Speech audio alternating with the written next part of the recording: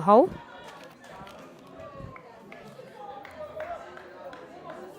Christopher Howe continues to impress in terms of his bowling. Not the slowest, he has reasonable pace as well, at least pace to keep the batsman honest.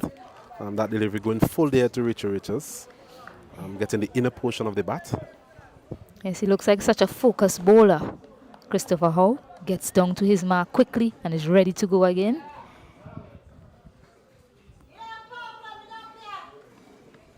So when it's it in the air, straight towards Jim Matthews. Left-hander, right-hander, it doesn't matter. Christopher Howe is picking up wickets here for the Carlos James Northern Stars. And another one goes.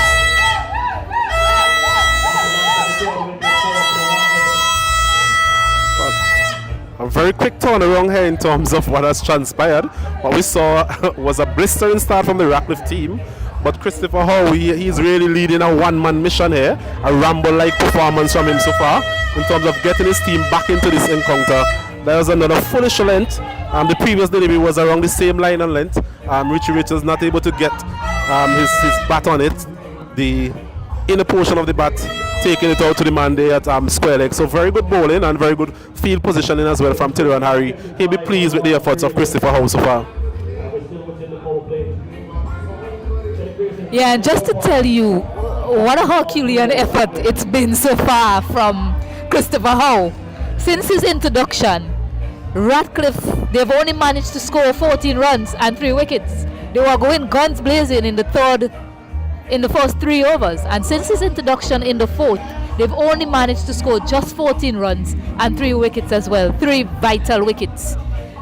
3 big wickets, as we mentioned earlier. The top order of Radcliffe is stacked with a lot of experienced players, explosive players as well.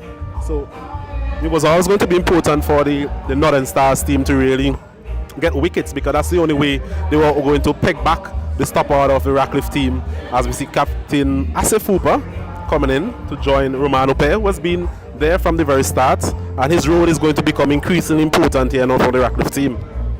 Yes, it's going to be a role that one might say it's one that requires a lot of rebuilding. The last over coming up from Howe in his spell. Showing the full face of the bat on that occasion. It's the end of the 6th and end of the power play as well. For Radcliffe, they are 55 for 3 at the end of the 6th over.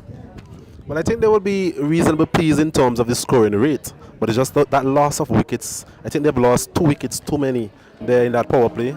They had a very good start, a very explosive start, as we mentioned before, but those wickets would have really dented their confidence as a team.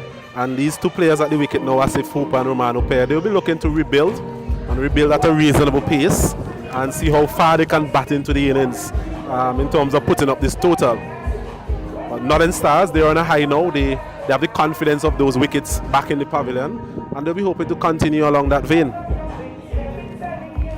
Yeah, so it's important here now for Flo Radcliffe. We're out of the power play. It's important now for them just to try and walk things around, just to assess things, to see what sort of total will be a formidable one on this surface. It is a good surface, but they need to rebuild. They already have the start. Yes, they are 3 wickets down, but rebuilding is very important from here on out. End of the power play, 4 fielders out.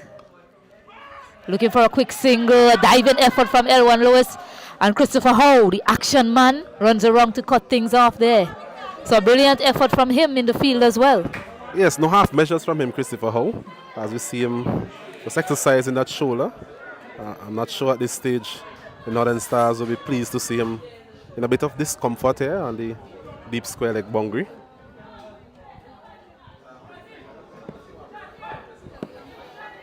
I think he's signaling to the umpire that maybe he needs some medical attention. Yeah, he's picked up all 3 wickets for the Carlos James Northern Stars.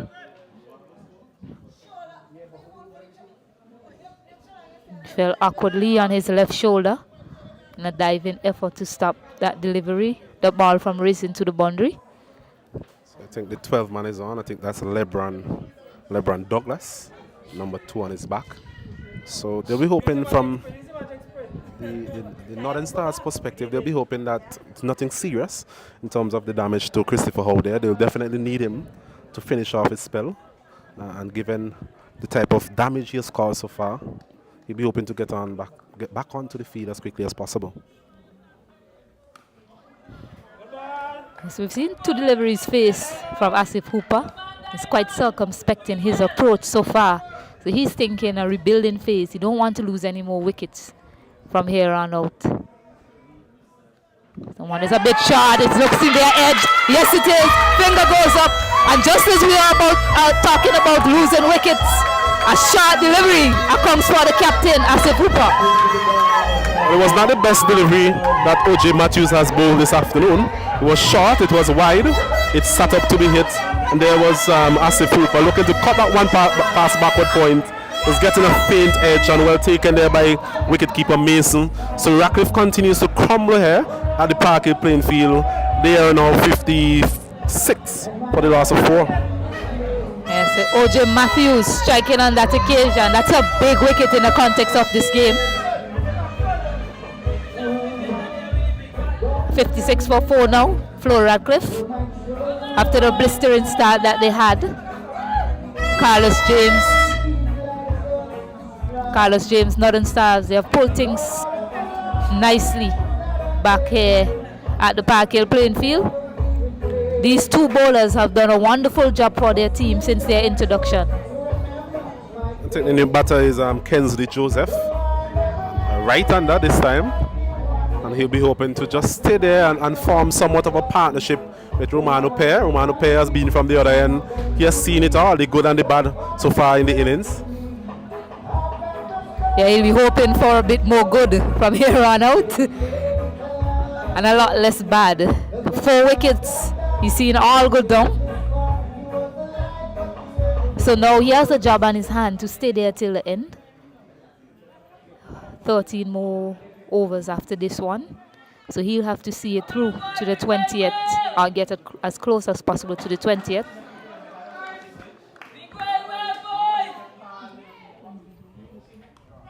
Looking for a quick single, easily done, nicely done to get off the mark from Joseph.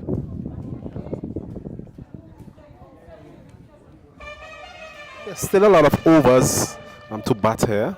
That's the thing about this game. This game moves forward so quickly. You tend to think, given all the action we've seen so far, there's been a lot of overs bowled, but we're actually into the 7th over of the innings.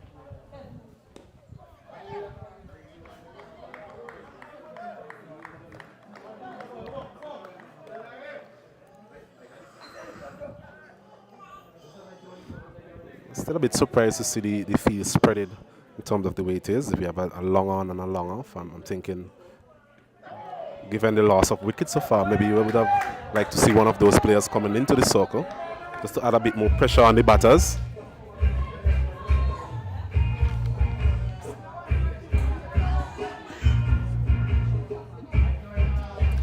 Yeah, 57 for 4 at the end of 7 overs.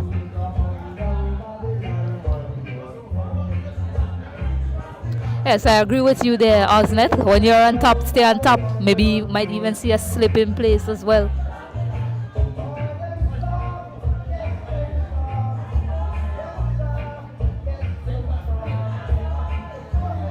Yeah, because the way things stands now, these 2 batters, they'll be thinking about doing some repair damage, and you know what will happen there. You see a lot of singles, a lot of 2s perhaps, putting away the bad deliveries.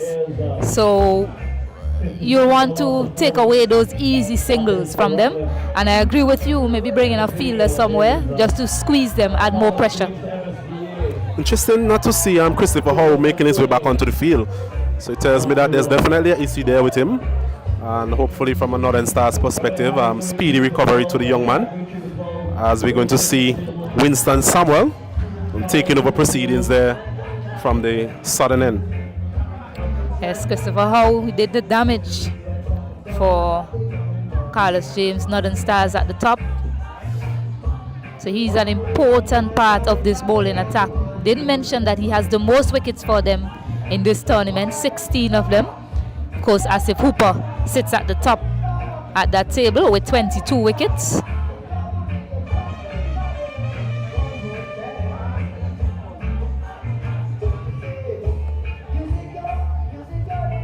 So another right-arm fast medium bowler to be introduced. What we've seen so far is just the spin of O.J. Matthews. So both teams stacked differently. This one is punch out to long off for a single. One more added to the total, 58 for the loss of 4. So I was saying that both teams seem to be stacked with different bowling options. We mentioned the fact that Radcliffe will be depending a lot on their spinners later on, but the Northern Stars, they seem to rather prefer the fast bowlers.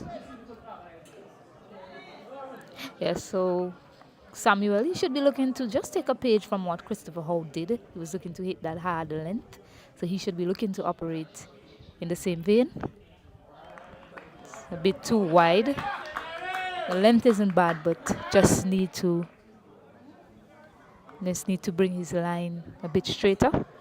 Yes, Samuel, he doesn't have the pace of the previous fast bowlers we've seen on show, but what he does have is control. Also gets the ball to move a bit. So we'll be hoping that he's able to find that line and that length pretty early in the spell.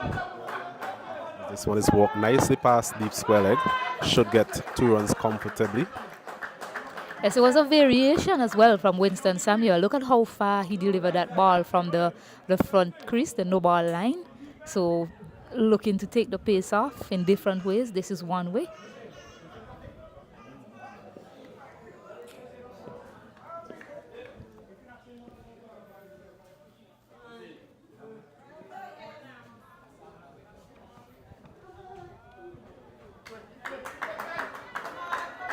So white signal there by umpire Andy Baptiste. It's something that we alluded to earlier, Stacey, in terms of at the start of your spell, just getting the basics right, not trying too much too quickly. And so far, the bowler that we have seen reaping the benefits of that has been Christopher Howe. He really just bowled the ball in the areas that he wanted to bowl the ball. We didn't see a lot of variations from him to any extent. It was a good line and length, and he was able to reap the rewards of his dedication and focus.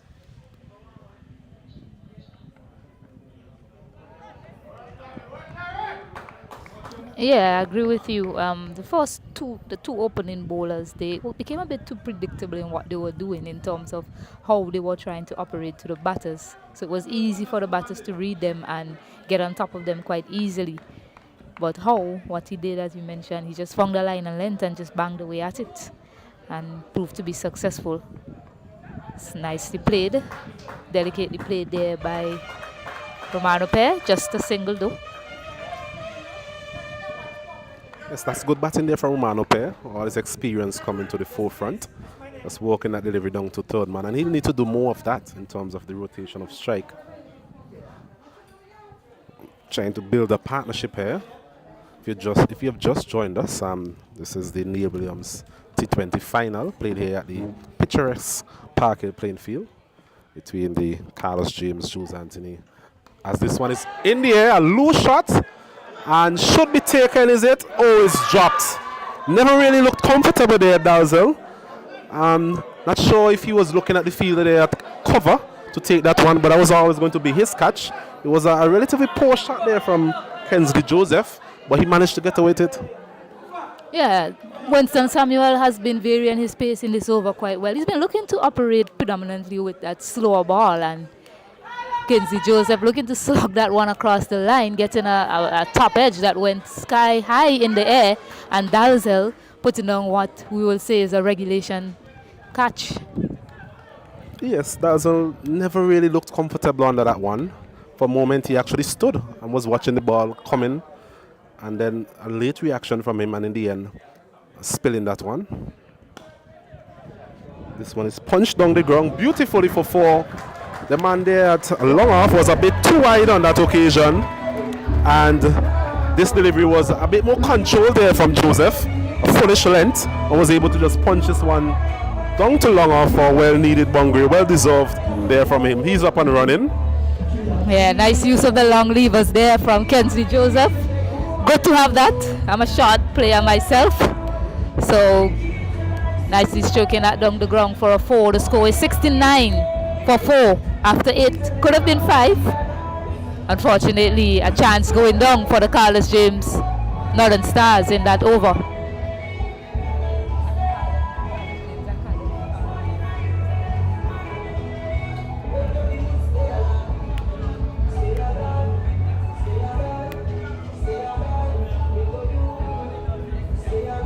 After 8 overs, the score is 69 for the loss of 4 wickets. After 8 overs, the score is 69 for the loss of 4 wickets.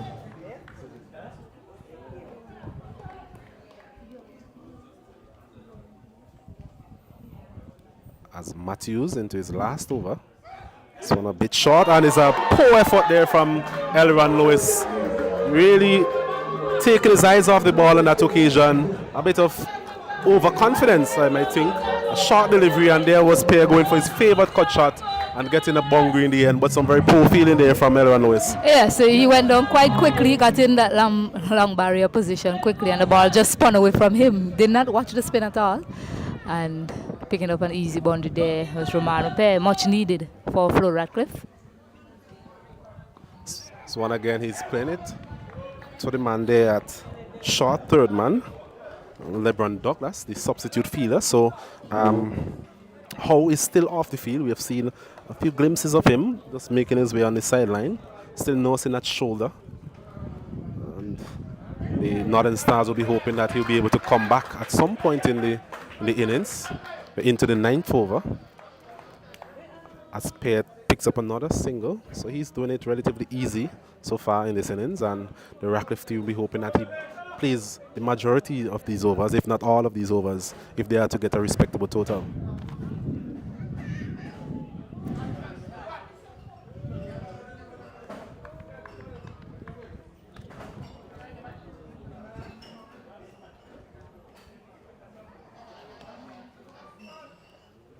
As we look at the field, there's a man at long on, deep mid wicket.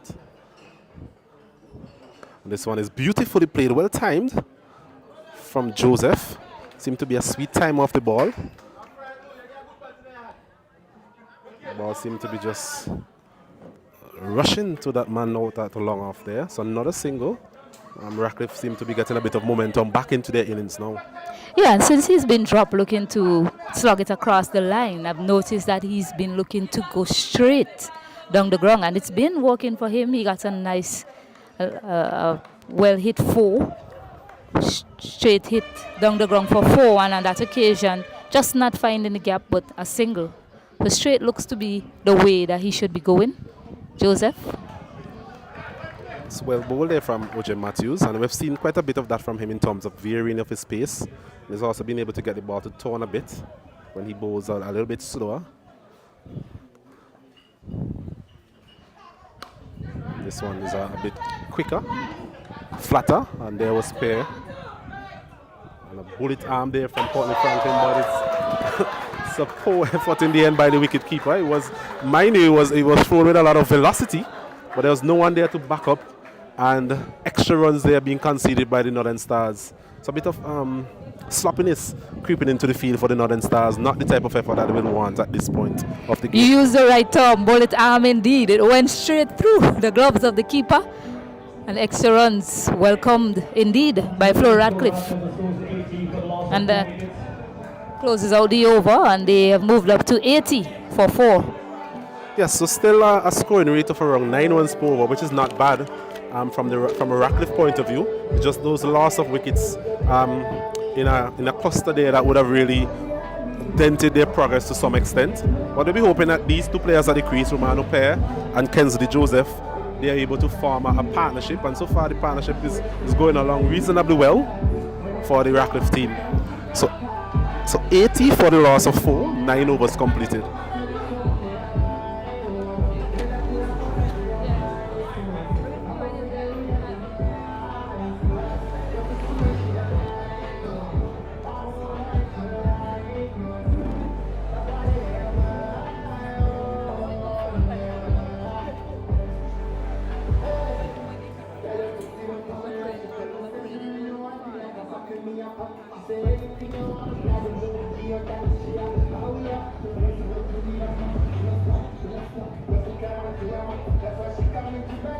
So it's going to be Samuel to continue proceedings there from the southern end. Bowling to Romano Pear, who has been there for a while. Been there from the start, actually. This one again is a good delivery, coming around the wicket, angling back into the left-hander, not giving him the type of room that he likes. The score remains on 80 for the loss of 4.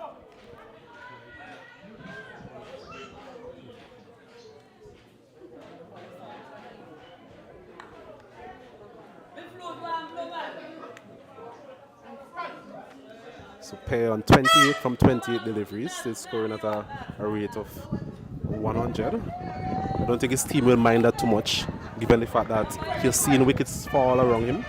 So it's just his job to bat through the innings, and the other players will bat around him.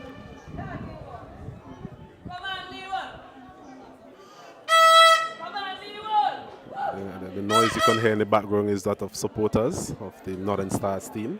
Very vibrant this afternoon, rightfully so.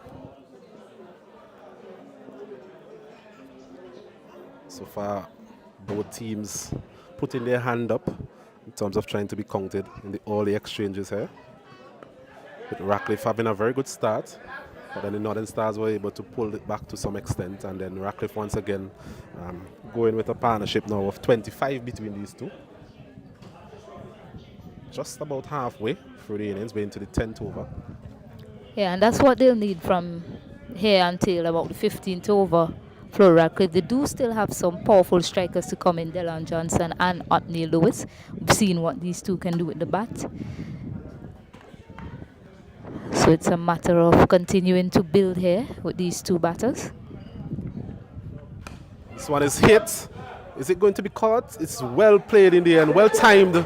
Beautifully played there from Kensley Joseph. He has shown his power on that occasion once again, playing that delivery in the V, not trying to overhit that delivery, but he seemed to be a very good timer of the cricket ball.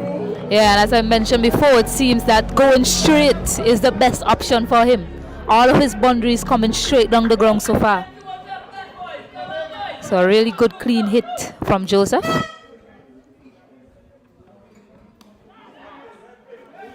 Good comeback there from Winston Samuel, coming around the wicket to the right-hander. So it tells me that he just don't want to give in any sort of room outside the off stump, just angling this delivery across the right-handed Joseph. I think Joseph would like the look of Samuel. He doesn't have the pace to really worry you in terms of that short delivery. Just have to be mindful of the change of pace that Samuel possesses. This one is slashing outside the off stump again. Should be able to get another boundary for Twitters in the end, but another boundary for Radcliffe. So they continue to propel this total. Another boundary there also for Kensley Joseph. Inadvertently played, but the desired result for Flo Radcliffe, getting 4 runs to finish off the over. The score moves up to 91 for 4. After 10 overs, the score is 91 for the loss of 4 wickets, yeah?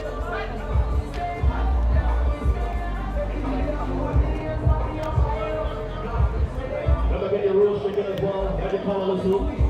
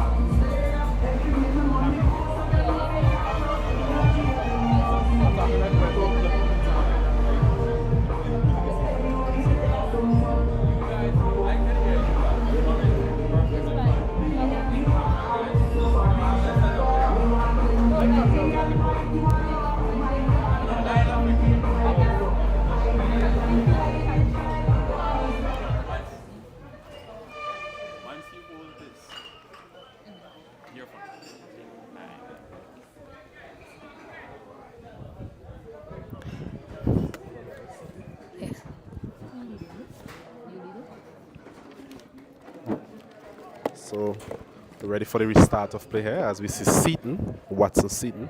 None of those under 19 players part of the setup participating in the recently concluded Winwell Island under 19 tournament.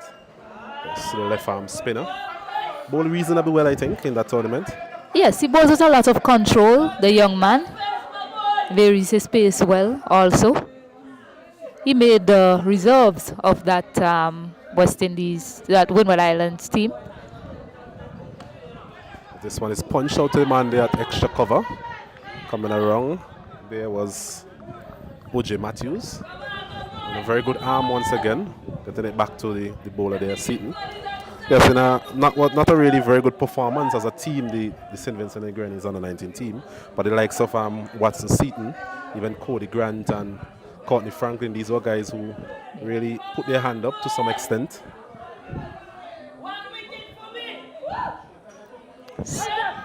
That one was slower, just talking about varying of pace. That's what he does so well. He varies his pace. He looks to outthink the batters. And I think that's why he had one of the better economies in that tournament as well, young Watson Seaton. Joseph once again playing across the line. Maybe just angling down the leg side. It's hard to think, it's hard to see really from our positions. We are side on, but perhaps those deliveries just angling into the right-hander. But Joseph just needs to get himself back into the shape that he was in before the break.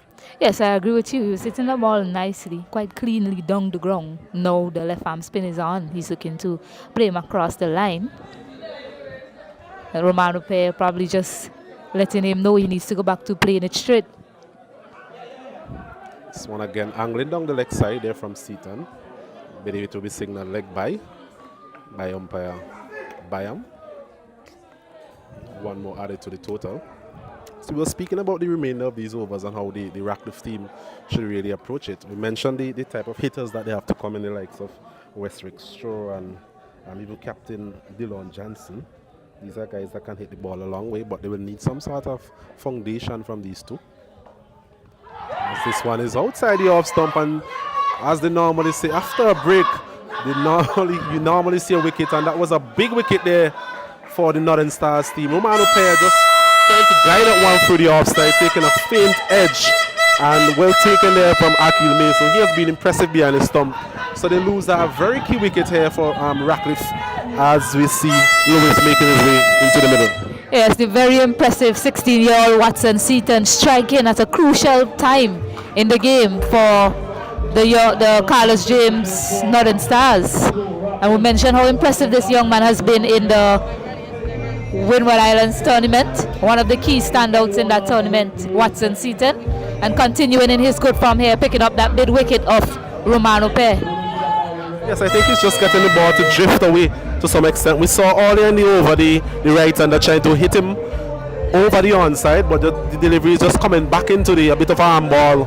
And on this occasion again, flighted delivery, a bit of drift away from Pair. It was somewhat of a nothing shot, I would say, though. Didn't really hit that ball with any sort of conviction. He'd be disappointed with that. It wasn't a full-blown extra cover drive to any extent. It was just a prod really through the offside and taking the outer portion of the bat, and well taken there by Akil Mason. So the fifth wicket goes down there for the Radcliffe team, and they continue to struggle to some extent in terms of the loss of wickets. So 93 for 5 now. Flo Radcliffe, Otney Lewis, new batter in.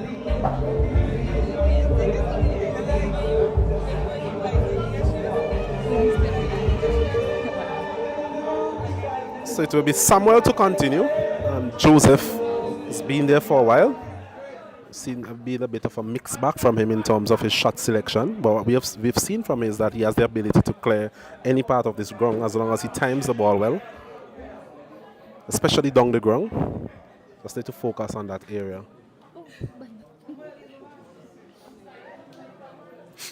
Once again, Samuel coming around the wicket to him, so it will be interesting to see the type of field set.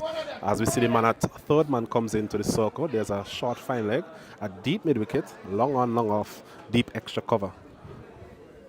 So a lot of bungy riders. This time he's walking it off the pad straight out to Elron Lewis there at mid wicket. So Otney Lewis, one of those hitters we were alluding to earlier, and perhaps coming in a bit earlier than he would have hoped for. Still another 9 overs remaining in his innings. And I think from Radcliffe's perspective, they'll be hoping to back these 9 overs.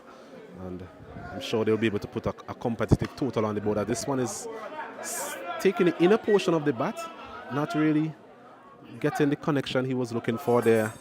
Joseph. but still gets 2. Yeah, good ground cover by the young Courtney Franklin on the boundary. Running around there to his right, keeping it to 2.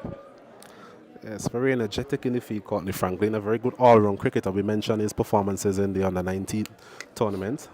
Saw him opening the batting as well in one of those games, scoring a half-century. So he does have the ability in all facets of the game, which is good to see from the young man. Yeah, he seems to be the type of player, like when his captain or coach calls on him, he's ready for the challenge in any which way.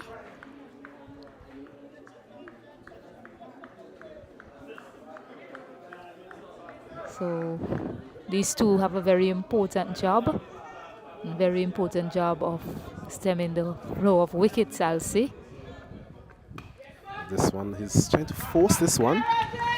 Back of a length delivery there. So Kenzie Joseph definitely looks like he's going to go down fighting, as they would say.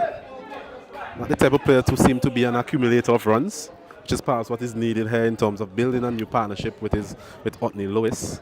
Yes, and that's what we've been saying. These two, they don't need to lose another wicket in a hurry here.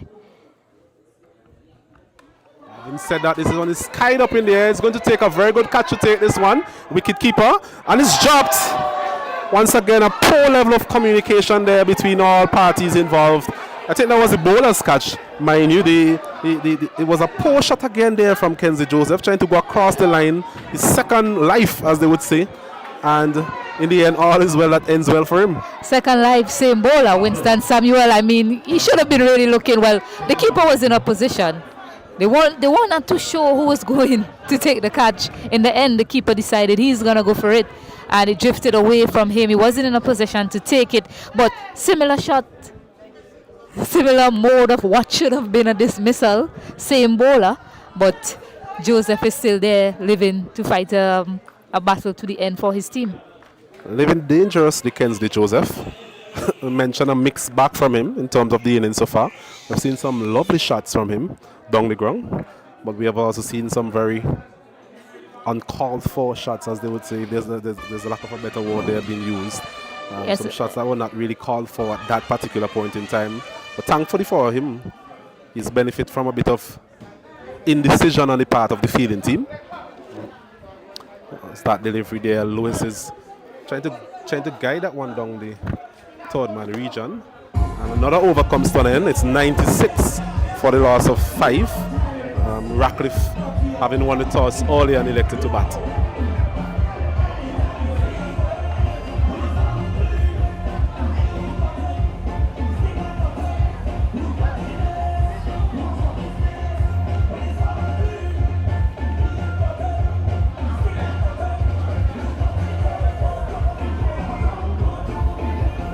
Yeah, just going back to what you mentioned earlier, Osnet, in that over.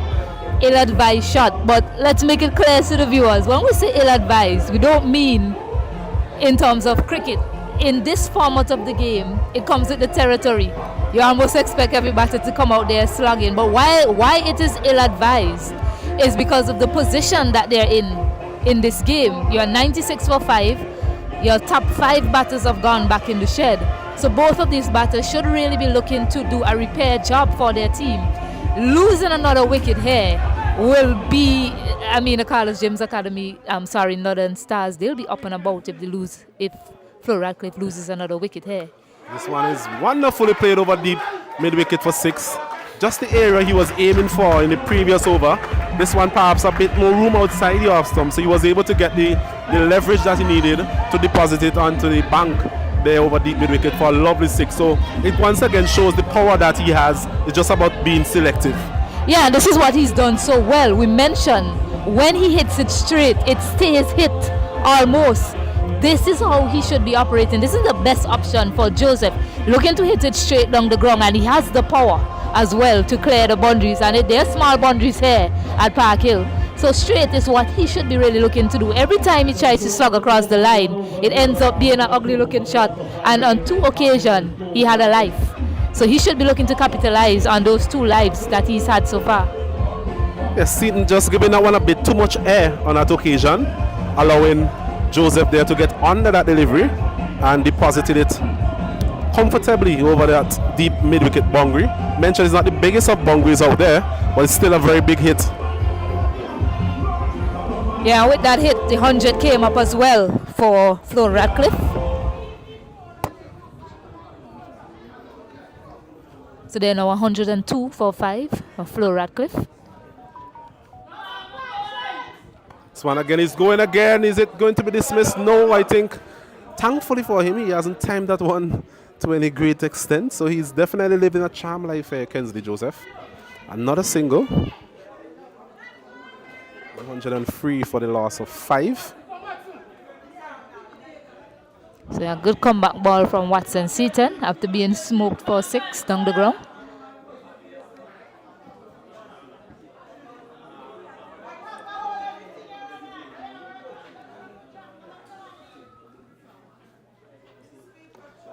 As we see Otney Lewis, long way forward, uncharacteristic of him.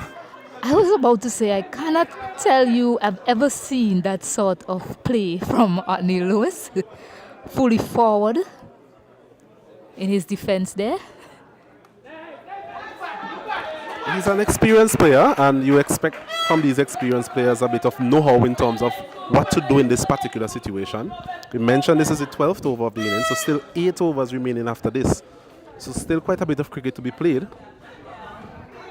Yes, it takes a lot of match awareness from here on out to play the situation of the game, keeping in mind what sort of total you want to get and also thinking about the batters that you have to come.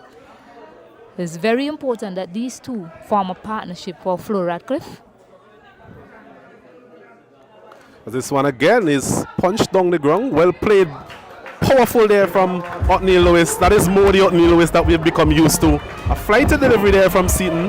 Bit of inexperience on his part. And there was Lewis going straight down the ground. Courtney Franklin there. He's lightning fast, but he wasn't fast enough to prevent that boundary. So another boundary to the total.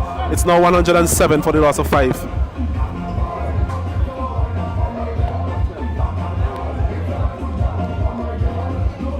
Just a correction, and that was actually 13th over. I mentioned 12 overs previously, so there's actually 13th over completed.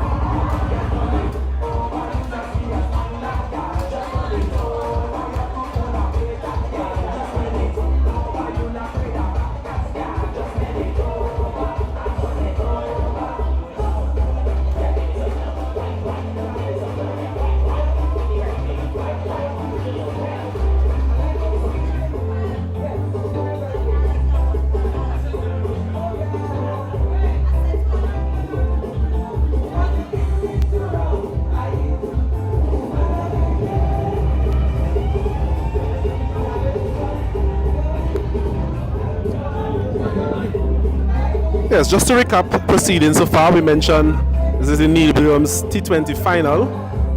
The Radcliffe team, they won the toss earlier, elected to bat first. And Pierre, he went for 30. Ned, 23. Graves, he made 6. Richie Richards, he went for a duck. Captain Asifupa as well went for a duck.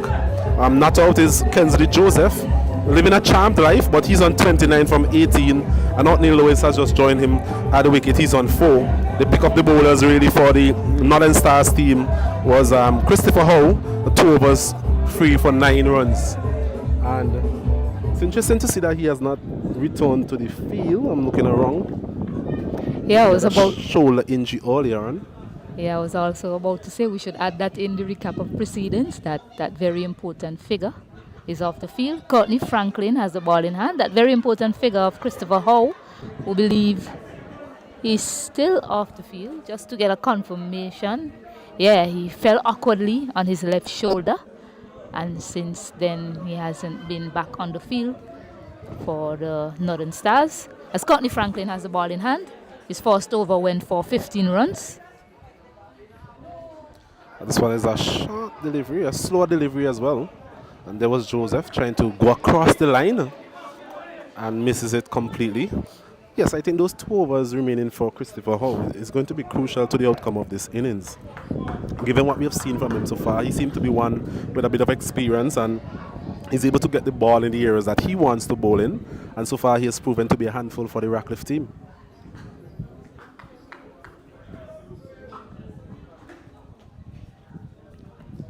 This one again, a bit of pace, a bit of lift. So I think we have seen that all the from this wicket. The wicket has offered a bit for the bowlers if you're willing to bend your back, as we've seen here from Courtney Franklin. But the batters have also been able to play through the line, as we saw from Kadir Ned earlier on in the innings, and Omano Pair, and to some extent Kenzie Joseph as well. He has really enjoyed the fruits of his labour in terms of playing straight on this particular wicket. Yeah, he's gone slower to start, then a quicker delivery to follow up. I like to see a Yorker from the young man. This one again is in the air. A chance here for Taylor and Harry. Brilliant. Absolutely brilliant. We have seen 2 all these here this afternoon. 2 catches, just marvelous really. It was a shortish delivery, a slower delivery, and there was Joseph again trying to deposit it somewhere over deep mid-wicket. But look at that catch there from Taylor and Harry. He's a wicket keeper by nature as well, but he was Superman on that occasion. Yeah, that is an absolutely ridiculous catch from Captain Taylor and Harry. He was going, he kept going, but importantly, he always kept his eyes on it. So at that last second, made that jump to snatch it in the air. That is an absolutely outrageous catch from Taylor and Harry. I don't know which one is better, Winston Samuel earlier on or Taylor and Harry, but I'm going to think if there was the vote, I'm giving it to Taylor and Harry. That was a marvelous effort. Well, there are 2 definitely match-winning catches. They say catches win matches, and those 2 are worthy of any sort of awards in terms of the brilliance, the sheer brilliance that we've seen displayed by Winston Samuel earlier for one-hander, and on that occasion, Taylor and Harry really showing his athleticism and his caliber as a fielder, taking a brilliant catch in the outfield. Yes, and really good bowling from Courtney Franklin, but I'll go back to his first over. He's basically operating the same way in this over as he did in his first. What he did in his first over was pace on, pace off, pace on, pace off, and he operated like that throughout. And he's continued like that in the same vein. He started pace off, he went pace on, and then pace off again. I don't know if Joseph was watching from the dugout from his first over, but he's operated quite similarly in this over as he had done in his first over. So just something to note there for the incoming batters. Did not pick the slow ball on that occasion, getting a healthy top edge and taken quite brilliantly by Taylor and Harry. That's a very good point there, Stacey-Ann. A previous delivery of his went through at the head height really for wicketkeeper Mason. Showed a bit of pace, a bit of lift, but on that occasion just showing a bit of guile. And it's interesting to see from the young man at this early age, just a matter of knowing when and where to use these subtle changes of pace. On that occasion, it worked out magnificently for him, albeit it took a very brilliant catch from Taylor and Harry to effect that dismissal. Yeah, I expected that. I expected a quicker delivery from Franklin and a short delivery, quite short to a tall man there in Dylan Johnson. Yes, Dylan Johnson is no short man, as I would say. He's perhaps 6'5", I would say. So Franklin, they're thinking that he need to really dig in that one relatively short to get it anyway across his breakfast table, as they would say. As this one again is slicing out to cover and a drop catch, my goodness. A very poor attempt there once again from Dalzell. The second that we've seen from him this afternoon. Just really a bit of overconfidence, but I'm just going to say the less I describe that, I think the better for me on air. I mean, the young man is bowling his heart out here. He's really given his all for his team. His teammates are getting behind him, and a simple catch lobbed up to Dalzell, and he just puts it down. Seems as if he's not in the game, especially his first over went for 15, Dalzell, and so far he's put down 2 very important catches. I mean, and going back to the template of Franklin, there you go again, a slower delivery right on cue. Almost accounted for the wicket of Delon Johnson. I don't know if the batters are looking at what's going on, but you can almost predict what he's going to bowl next.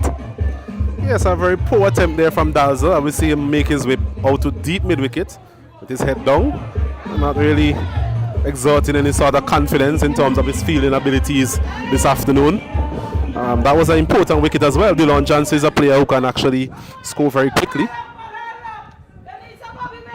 Yeah, and Delon Johnson, he's not the type of batter to hang around. If he is in until the 20th over, you expect his strike rate to be nearing 200, if not 200 or more, because that's the type of player that he is.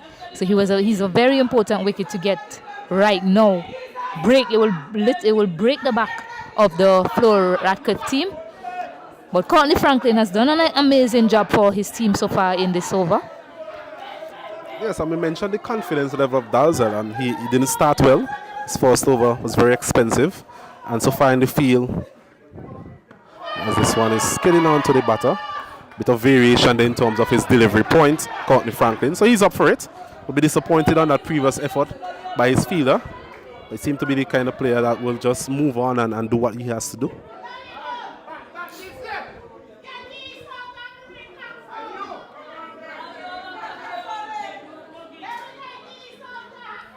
Once again, these two players, two aggressive players by nature.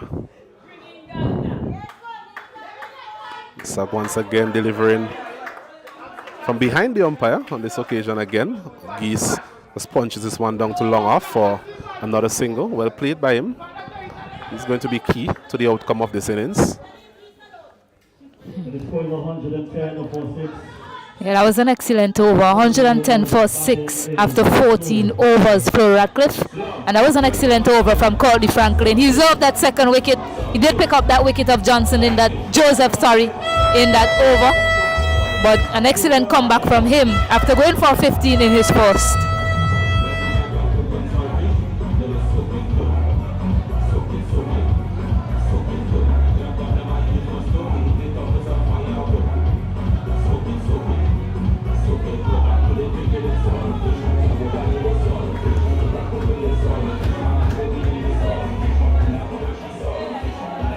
I'm also really happy to see Courtney Franklin. Usually, sometimes young players, they don't listen. But it's good to see that he's listening and he's willing to learn. Because we know he's a fiery character. He has a lot of pace. He can get bunks as well. And I remember after the presentation in that Windward Islands tournament, we'll continue after this over from Watson Seaton. This one is played uppishly past the man there, Michael Joseph, at mid-wicket for another single from Geese. So that's a good single to have also. Brings the left-handed Johnson into strike. It will be interesting to see how Seaton goes against the left-handed attacking nature of Delon Johnson.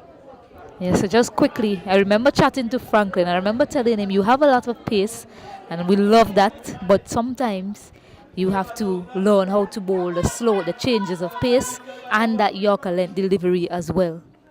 This one is a big hit out to long on. And oh my goodness. I was about to say a very good catch there from Winston Samuel. Just wasn't mindful of where he was in terms of the boundary. And it has to go down as a drop catch. Yes, indeed. And after that brilliant catch from Winston Samuel earlier on, he certainly put that one down. And as you mentioned, the awareness of where that boundary rope is, because he had it and he thought he was going over and just tried to tip it back in. This is just tugging this one out to deep mid-wicket for another single. Brings Johnson back in strike. That's a big hit, though. That's actually the biggest part of the ground, I think, in that corner. Johnson, we mentioned that he has the ability to clear any part of this ground, but on that occasion wasn't able to do so comfortably. And some will be disappointed in that effort. This one is back and pull it out to deep square leg for a single. I think that was good bowling there from Seaton, a bit flatter, giving it the flight that he gave the previous delivery. Yeah, and absolutely no pace to work with for these two batters. Seaton taking all the pace off these deliveries. He's doing a handy job so far for his team. This one is a big hit by Geese. Magnificent. I think that's 110 meters, Stacey. Yeah, that was a mammoth hit indeed. Use of the feet there from Otney Lewis, coming down the track and smashing it straight back down the ground. These dangerous signs here for Carlos James Academy if these two get going. Well, we spoke about the nature of the lower order for the Radcliffe team in terms of the power that they possess. We still have the likes of Westwick Shaw to come in as well, and Geese just giving us a glimpse of his talent. Sometimes you could say unfulfilled batting talent to some extent in terms of Otney Lewis. Never really consistent. But what he's showing here in the finals here today is that he's up for the challenge. A very good use of the feet. I think that was the key part of that shot. Got close to it and aimed straight, and it went a very long way over the center for a massive 6.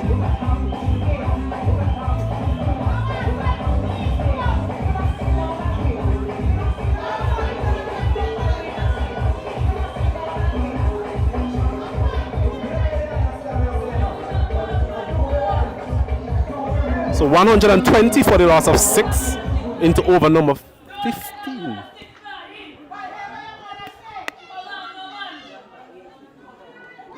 So into over number 15. 1 delivery remaining.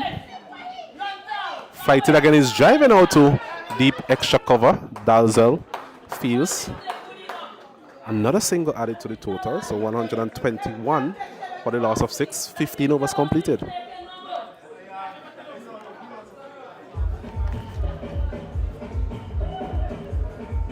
So 121 for the loss of 6, 5 overs remaining. So if they score at 6 runs for over, minimum, we have a total of 151. But I'm sure Radcliffe will be aiming for somewhere beyond that. At the start of the innings, given the start that they had, I think we were looking at somewhere in the region of 250 to 60. But we have to really temper that total to some extent, given the loss of wickets that we have seen.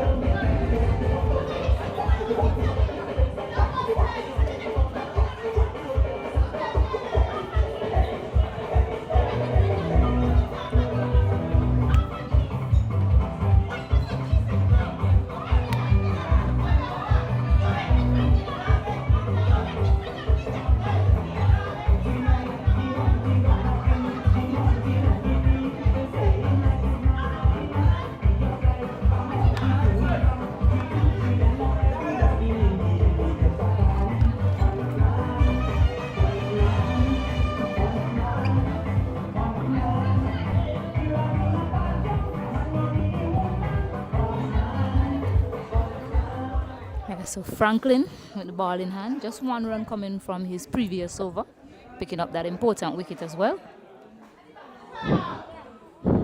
Short ball to start, and it's also signal wide.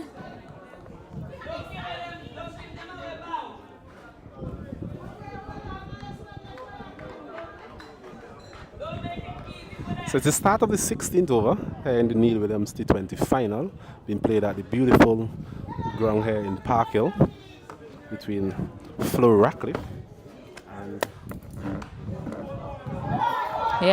James Jules Anthony MSTA Northern Stars. 121 for the loss of 6. A very good delivery there from Courtney Franklin. Good Yorker length delivery. Yeah, I'm really loving what I'm seeing here from young Courtney Franklin.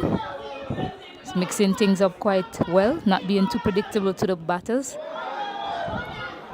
That's a wide delivery if there ever was one. I think it's the 3rd time we have seen that type of length from him. Just striving maybe a bit too much pace on that occasion, not getting the length right. And just ballooning over the batter's head.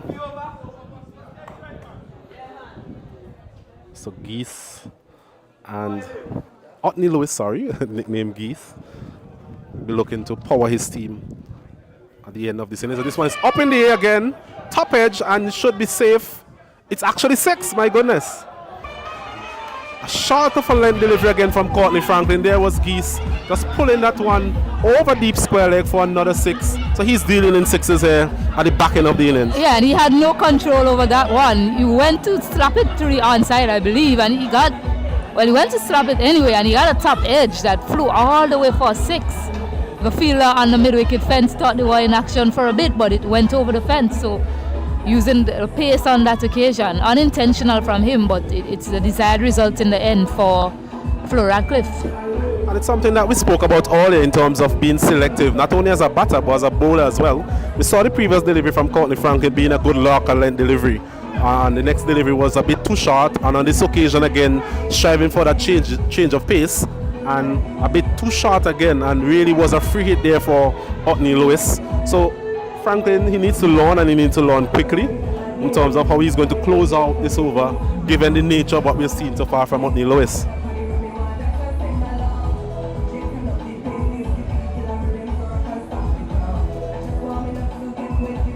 We did mention that he operates, that's the way he's been operating in most of his overs.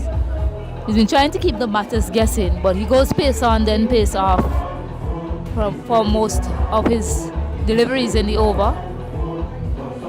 Be interesting to see what he decides to go with next. This one again, Otney Lewis is punching it down to long off for a single. That's a good outcome for the Northern Stars team. Yeah, nothing is wrong with that length on this surface. So when most of the bowlers hit that length, they haven't traveled so much today. So maybe that's the length that he should be focusing on. Just ask the batters to try and get on top of him. As we see Dylan Johnson coming into strike. So no reprieve really for the bowler here. But both of these batters have the ability to hit the ball a very long way. Dylan Johnson, a very experienced cricketer as well. Part of a West Indies A team set up some years ago. You'll see his best efforts in terms of his left arm seam bowling later on. This one is outside the off stump. Beating him there for pace, I think. Johnson aiming over long off, missing it completely. 130 for the loss of 6 into over number 16. Still no signs of Christopher Howe, and given the length of time that he has been off the field, I think it's highly unlikely that we'll see him bowl in his innings again, even if he is to come on at this time, as this one is hit out to long on. A very good catch there from Michael Joseph, sorry. Another slow delivery from Otney Franklin. There was Dylan Johnson trying to power this one over long on, and a very good catch there by Michael Joseph. So another wicket for us is 130 for the loss of 7. Yes, another slow delivery, but the length was key on that occasion. Just in that good length area, so very hard, very difficult for the batter to get on top of it and get any power to get it over the fence. So the young man is turning it on here in the absence of Michael Howe, who we have mentioned is a very important part of this bowling unit. But him not making an appearance since he's gone off the field, we don't think he'll be able to take any further part in the rest of this game. So it's important for Carlos James, Northern Stars, to get rid of the next 3 batters as quickly as possible, as they'll have to change their bowling plans going forward. 128 for the loss of 7 wickets. Martin is Flo Radcliffe.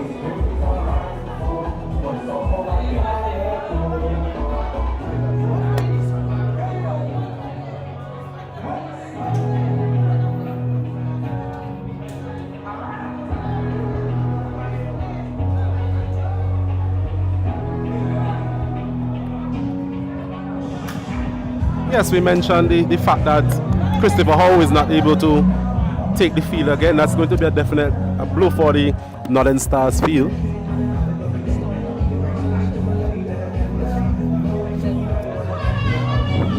They'll definitely have to change their bowling plans in terms of how they're going to see out this innings, this back end of the innings.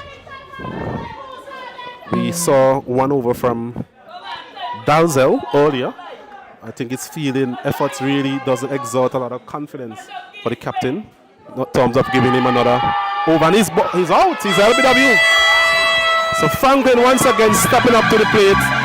A skiddy delivery there.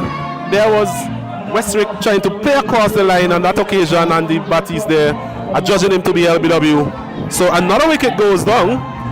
130 for the loss of 8. Yes, Otney Franklin is putting his hand up at the right time here for his team. He's now on a hat trick. Westwick Shaw has to go back without scoring. So he's on a hat trick, Courtney Franklin. And my word, the game has turned again. There's now 130 for 8 for Radcliffe in the 17th over. Yes, that delivery just skidding on to Westwick Straw. Perhaps nursing that area just above his pad. He's not the tallest of players, but in the opinion of the umpire Batiste on that occasion, he's adjudged that to be hitting the top of the middle stump. As we see Rashid Frederick making his way out to the middle. So it's been an interesting innings, it must be said. A lot of action. We've seen some beautiful catches, we've seen some wonderful shots, some huge sixes, and we've seen some very good bowling as well at times. Yeah, both of these teams have certainly put their hand up for the final. We are being entertained here at the Park Hill playing field. Courtney Franklin, that was the end of his over. The score is 130 for 8. So when he gets back, if he does get another chance to bowl another over, there's 2 wickets remaining. He'll be on a hat trick. As we see Winston Samuel coming from the opposite end on this occasion, the northern end. Speed were 3 overs, they were bowled from the southern end. So the Northern Stars team looking to close out the innings here, 2 wickets remaining. And I think the wicket of Otney Lewis is going to be critical or crucial for both teams. But if they're able to get Otney Lewis, I think that will limit the scoring capacity of the batting team. But if Otney Lewis bat these remaining 3 overs, I think that the Radcliffe team, they will definitely put up a total in excess of 150.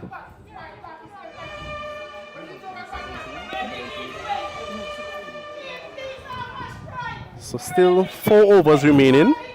Lewis will be looking to bat the majority of these overs. 24 deliveries.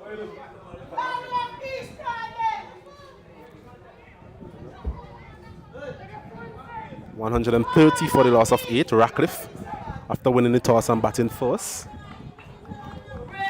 As we see Samuel coming around the wicket, a ploy that he has used so far in this innings. He's tugging this one out to deep square leg for 4.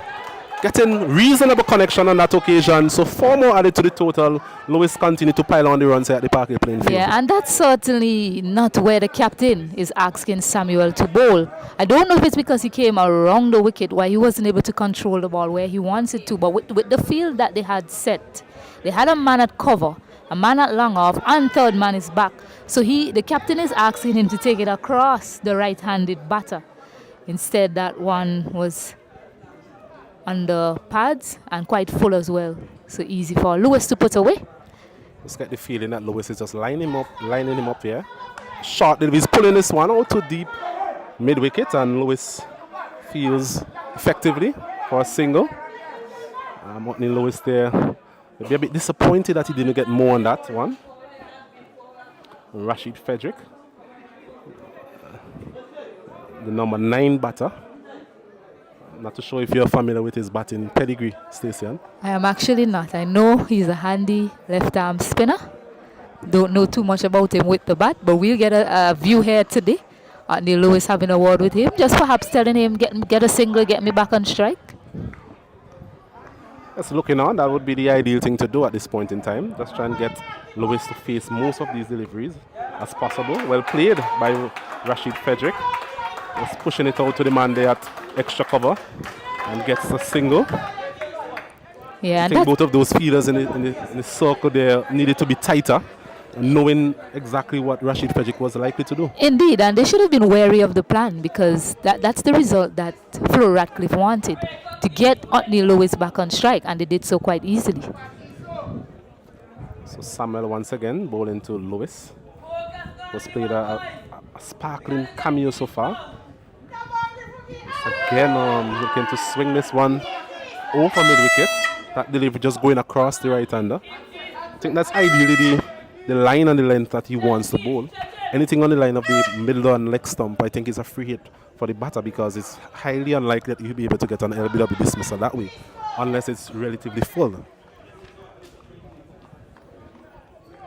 Yeah, so this is where a bit of awareness comes in now for the batter. He knows what the ball is trying to do. It's well played. there. Bit of a back cut down to third man. Dalzell comes around and cleans up, limiting the batters to a single. Not a bad result there for both teams. Not a bad result indeed, especially if you are the Carlos James Northern Stars. But what I'm thinking here as the bowler, the batter, if the bowler is trying to bowl that line and length, one of the best way to get on top of him is to use the crease, get across to that delivery. But Fredericks is now on strike. Once again, playing this one comfortably. And Rashid Frederick walking it out to mid-wicket for a single. So I think that's the end of the over as well. So Frederick keeps strike. And at the end of it, it's 138 for the loss of 8, Radcliffe.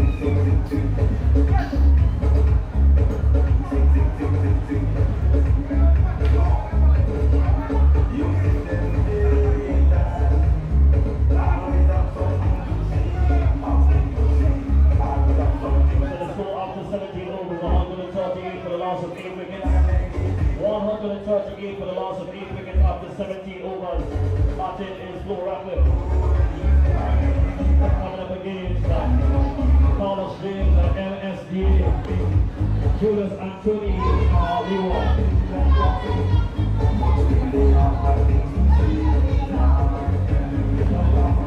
So it's going to be Franklin with his final over. Figures of 3 for 25 so far. Very good returns for the young man. Keep in mind, the first 15 runs came off his first over. And so far he's come back 2 overs, 10 runs, 2 wickets. He's also on a hat-trick now. Picked up 2 wickets in his previous over back-to-back. So going back to the final delivery of that over, Stacey, I'm not sure if it would have been a misjudgment on the part of Lewis, but taking a single from the final delivery means that he's exposing Rashid Frederick to Courtney Franklin at the start of this over. Albeit that what we have seen from Frederick so far is relatively comfortable in terms of his batting abilities. Yes, but the young man is fired up at the other end. He'll be looking to have those stumps in play of Rashid Fredericks. 3 overs remaining into over number 17. So still a bit of time remaining in this innings. And as we mentioned, the aim of the Radcliffe team here this afternoon will be to bat these remaining 3 overs and try and muster as much runs as possible. Interesting. There's only one fielder out. And he gets a single there, Rashid Frederick. Not in the most conventional manner, but in the end, a very good result there for the Radcliffe team. Brings Otney Lewis back into strike. He's there on 27 from 18, so a very good innings from him so far. Yes, and from the chairs on the sideline, you see that that's the best result for Flo Radcliffe. They are pumped up that Lewis is back on strike. A wonderful shot. Classy there from Otney Lewis. We've seen power from him on this occasion. We've seen a bit of class. Just caressing that really. For a moment there, I thought the fielder long off would have taken a comfortable catch, but he was a bit too square on that occasion. So Lewis definitely pulling out the strings here this afternoon for the Radcliffe team. That was absolutely pummeled down the ground from Lewis. A bit of width to free his arms, and he looked to hit it straight down the ground, picking up a 6 for his team. Move the score up to 145. Short deliveries, pulling over mid-wicket. Very good batting, 6 more. So power 4 actually. Signal by umpire Battis for a second there. Thought it had eluded the boundary there. Oh, it's actually 6, so I was correct. I was correct on that occasion. The umpire correcting his original decision, but a slower delivery once again. And I think what has happened is Otney Lewis has actually been looking for that delivery, given what he has seen so far from Courtney Franklin. So just being one step ahead of the bowler on that occasion. Yeah, it was a slow delivery, but it was also very short. So it's quite easy for him to spot it quickly and put it away. You have very good eyes, wasn't it? Spotting that ball went all the way over the rope. Short of a length. Bit of pace, a bit of bounce. Courtney Franklin actually falling to the floor there, so really exerting a lot of effort into this bowling display. And no run on that occasion. 151 for the loss of 8. So Otney Lewis really giving his team the impetus that he really needed at the back end of this innings, and still 2 overs to go after this.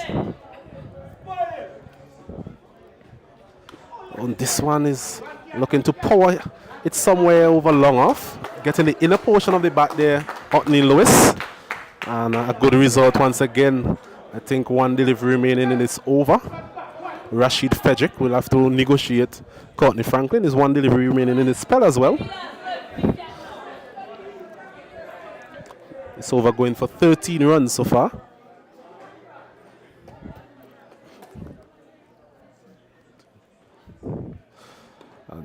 Well played by Rashid Frederick. As we see his teammates on the boundary line applauding his efforts. And a very good effort as well from Courtney Franklin, sorry. Figures of 3 for 39. 3 for 39 from 4 overs. 2 overs where he was very economical, got the wickets, but also 2 overs where he was punished to some extent. But it's a learning experience for the young man. Hopefully moving forward he'll be able to learn from it. Yes, and that's key, learning on the job. He's shown some maturity in his bowling effort, Courtney Franklin. He hasn't been one-dimensional at all. He's been looking to mix things up, and that's really good to see from a viewer's perspective that the young man is willing to implement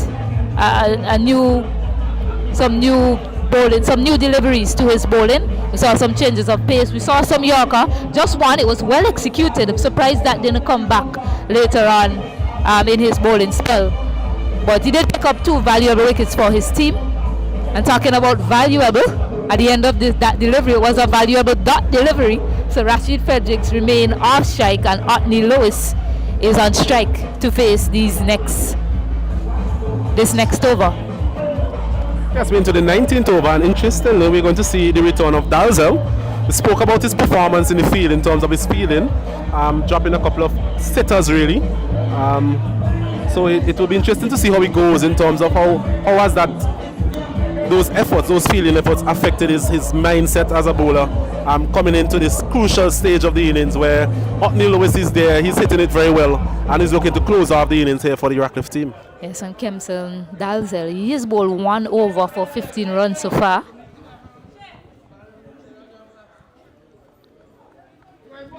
As we look at the field, there's a man at long on, long off, deep extra cover, man back at third man.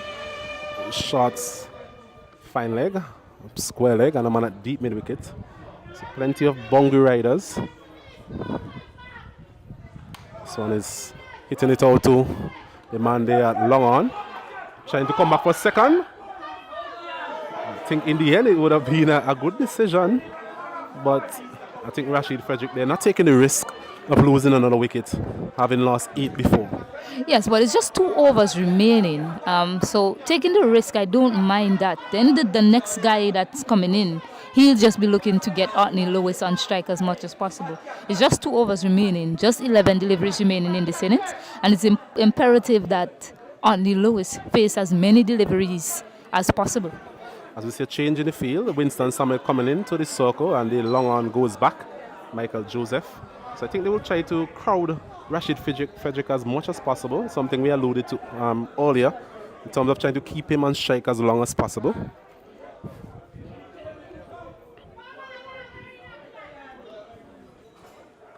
And this time he's walking it out to the deep fine leg region, and they come back for a second. So I think Lewis has actually shown a lot of confidence in the batting ability of Rashid Frederick. Yeah, that delivery was slower, but it was errant in line, and he managed to get an edge to the onside. Rashid Fredericks.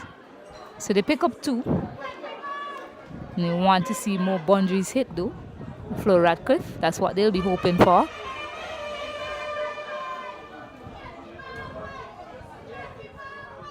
And he's bowled a careless shot there from Rashid Frederick.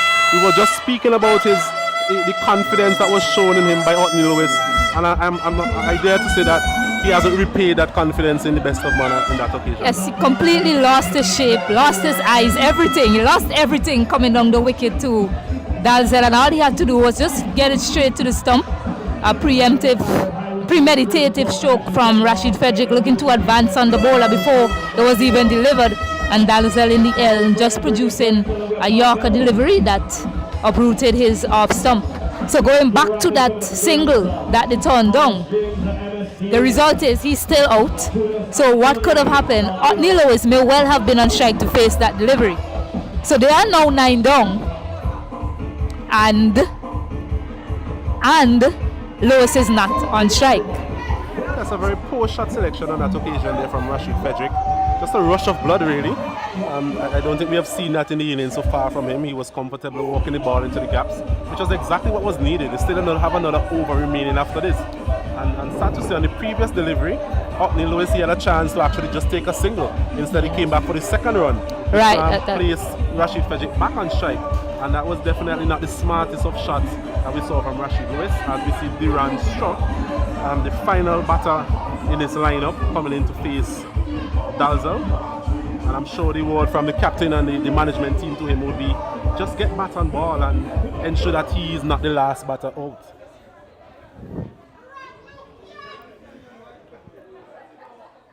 And he's cutting this one down to third man, and well fielded there by LeBron Douglas, I think, the substitute fielder. Came on earlier for Christopher Howe, but definitely an accomplished cut shot there from Deron Lewis. Definitely seeing the ball as big as a breadfruit, as they would say. I was saying to myself, he doesn't look like a number 11 at all with that shot that he just played. A single, but a well-executed shot from the young man. So Lewis is back on strike. It'll be interesting to see what he does here. I think 2 deliveries remaining in the over. He'll definitely want the strike for the start of the next over. And it's a big hit, a massive hit. Oh my goodness, I think that was bigger than the previous one. That's actually 115. Yeah, more of that please is what Radcliffe will be asking for. 7 deliveries remaining in this over, and that was a mighty hit from Otney Lewis. Yes, Otney Lewis there just showing all the power that he possesses. And mind you, it's a lot of power. Dalzell there just coming up in his half, as they would say. And Lewis just depositing that one somewhere out of sight. And about 50 rows back, as they would say. And 6 more added to the total. Well, his bat doesn't have a sponsor on it, but mind you, that's a wonderful piece of willow he has there. Last delivery. And he's trying to pull this one. He's going to take a very good catch to dismiss him. And he's dropped. My goodness, we've seen quite a bit of that from the Northern Stars. Their fielding efforts have really been a mixed bag. We've seen 2 magnificent catches in the outfield, and on this occasion I don't think that was the best of effort there, and unfortunately as well for the Northern Stars team, Otney Lewis will face the start of the next over.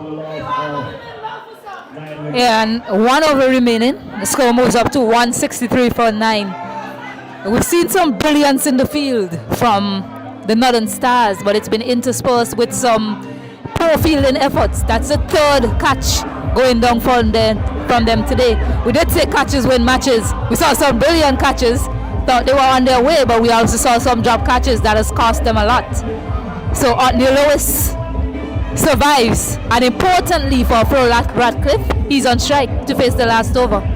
Yes, Otis Matthews there, not really covering himself in glory. Hasn't been the best of fielding efforts from him on a whole.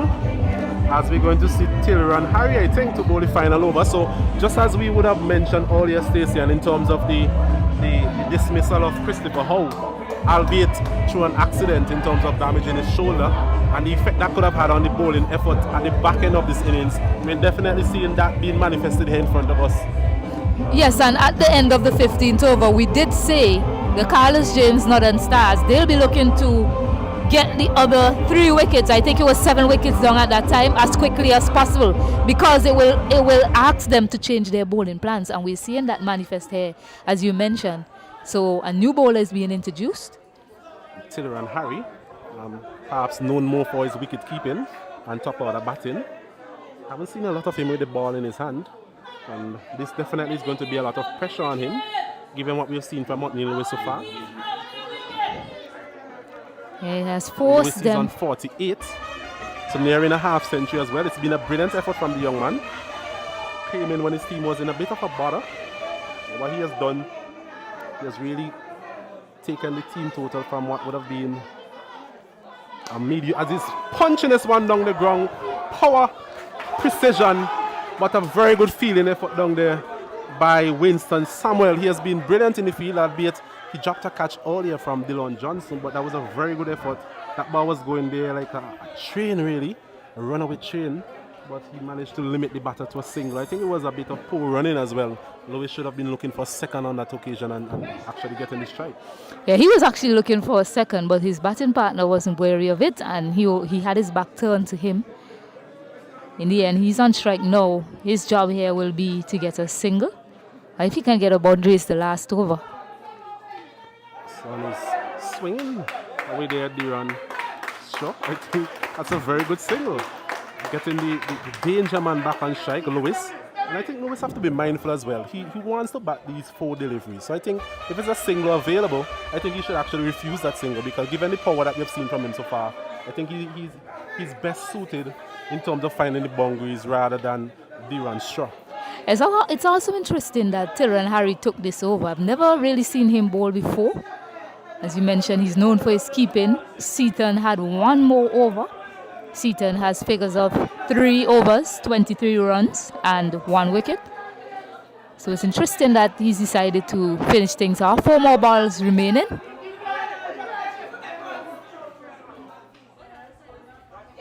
It's well bowled from Tyrone Harry. Good length outside the off stump. Getting away from the hitting arc of Otney Lewis. So not a bad start to the over. 2 runs actually so far. Definitely not, and 1 being a leg by. He's trying to outthink the batter, because he himself is a batter. So he knows the areas that he'll be looking to access, and he's trying to keep the deliveries away from that area. I think the last delivery was a good delivery outside the off stump. This time again he's bowled him. So very good bowling there from Tyrone Harry. He had the confidence, he's the captain as well. He had the confidence to really take that delivery, take that over, albeit the pressure that he was under, given what we've seen from Otney Lewis. But it must be said, it has been a very good innings from Otney Lewis.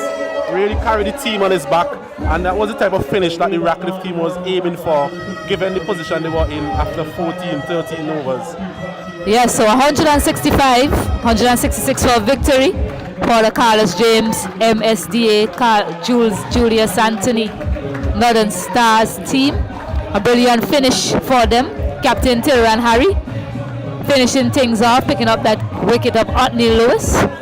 So just to give you an update of what has taken place so far in this Neil Williams T20 final here at Park Hill Playing Field. Flo Radcliffe, they won the toss earlier, elected to bat first. With Kadir Ned, he started like a runaway train, as they would say. He was caught Samuel Bowlhouse for 23 from 13 deliveries. Darren Graves, he went for 6, caught Matthews Bowlhouse. Richie Richards, he didn't trouble his scorers today. He was caught Matthews Bowlhouse. Asif Hooper caught Mason, bowl O.J. Matthews for a duck as well. Kenzie Joseph, he lived a charmed life, but he was able to accumulate 29 from 21 deliveries. Otney Lewis, the last man to be dismissed by bowl Tyrone Harry for 49 from 28 deliveries, with 5 massive sixes in that innings. Dylan Johnson, he was caught Joseph, bowl Franklin for 3. Westwick Shaw, he was LBW bowl Courtney Franklin for a duck. Rashid Frederick, he formed a nice little partnership there with Otney Lewis at the back end of the innings, but he was bowled by Dalzell for 5. Duran's show, he was not out on 1. So Radcliffe, they made 165 in 19.4 overs, a run rate of 8.39. What about the bowling, Stacia? Yes, so Courtney Franklin, he bowled his full quota of 4 overs, 39 runs coming off it, 3 wickets to his name. Kimson Dalzell, 2 overs, 25 runs, 1 wicket. O.J. Matthews, 4 overs, 29 runs, 1 wicket. Christopher Howe, 2 overs, 9 runs and 3 wickets. Winston Samuel, 4 overs, 34 runs, no wickets. And Watson Seaton, 3 overs, 23 runs, 1 wicket. Tyrone Harry, I beg your pardon, is the last bowler introduced. He bowled 4 balls, he picked up 1 wicket of Otney Lewis to finish things off. So 165 runs. They have 166 runs for victory. We are going to take a short break, and when we come back, the action resumes here at Park Hill in the Neil Williams T20 final.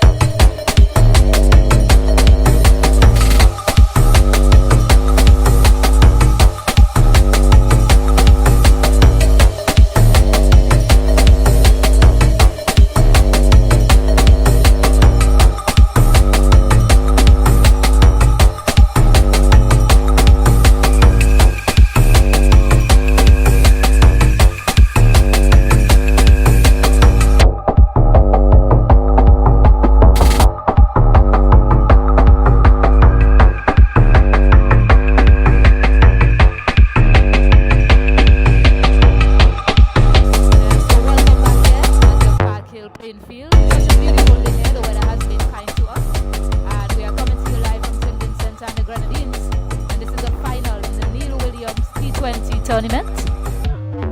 In the first innings, Flo Radcliffe, they were dismissed for 165 runs, 166 runs for victory. The ever animated Asif Hooper, leading wicket taker with ball in hand. First delivery, sweep shot across the line.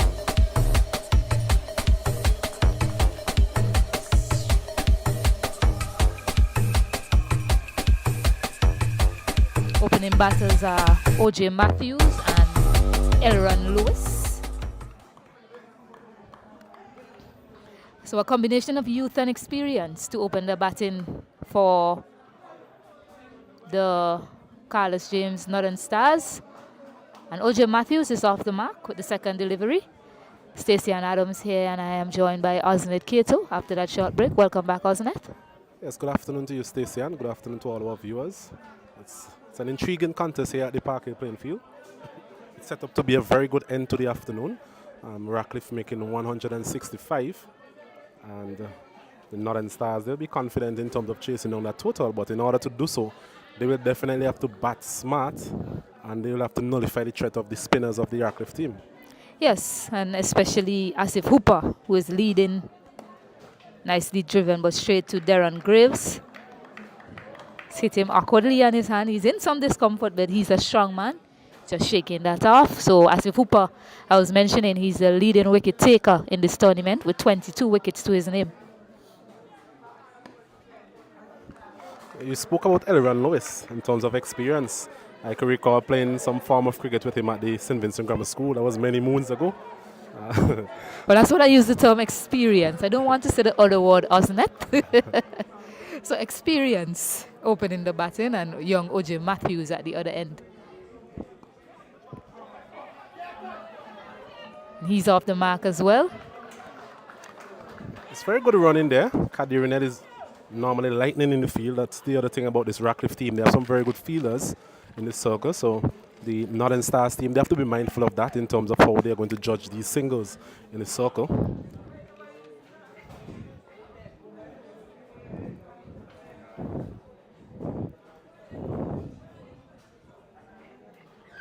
And he's bowled. So OJ Matthews has been bowled, and Asif Hooper adds another wicket to his name. It's not a good start here for the Carlos James Northern Stars. Yes, not a good start for the Northern Stars team, but it's what we've come to expect from Asif Hooper. He's somebody who will give you 110% every time. He's very good with the new ball. Just getting that ball to turn a bit. We did not get a chance to see how the spinners would have really gone in the first innings. I think the only spinner that we saw on show was OJ Matthews. And at times he was able to extract a bit of tone whenever he bowled the ball a bit slower. So, as I said to you before, the challenge for the Northern Stars team today is going to be how they negotiate and nullify the threat of these spinners that the Radcliffe have in their ranks. Yes. Asif Hooper striking in that over. Otis Matthews, the new batter.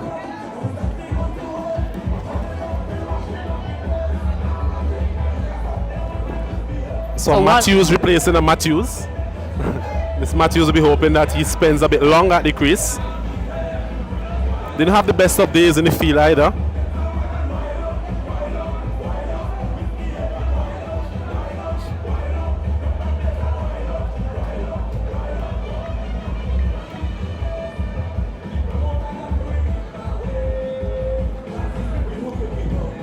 Appears to be another left-hander.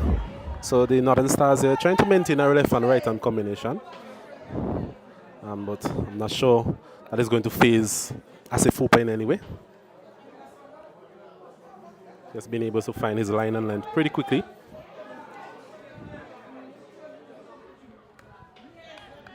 So forward defense to end that over. 2 for 1 at the end of the first over. Contrasting starts here at Park Hill. At the end of the first over, Flo Radcliffe, they were 15 without loss. And I beg your pardon, it's 3 without loss. There was a wide at the first delivery. So 2 runs off the bat and a wide. 3 without loss after the 3 for 1, sorry, after the first over. And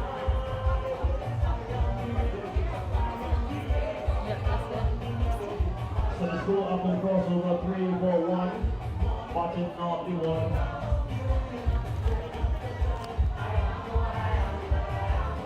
So the final finals of the National T20 tournament break departed between Blue Radcliffe and Hollis Reeves at MSD, Julius Anthony Leeward.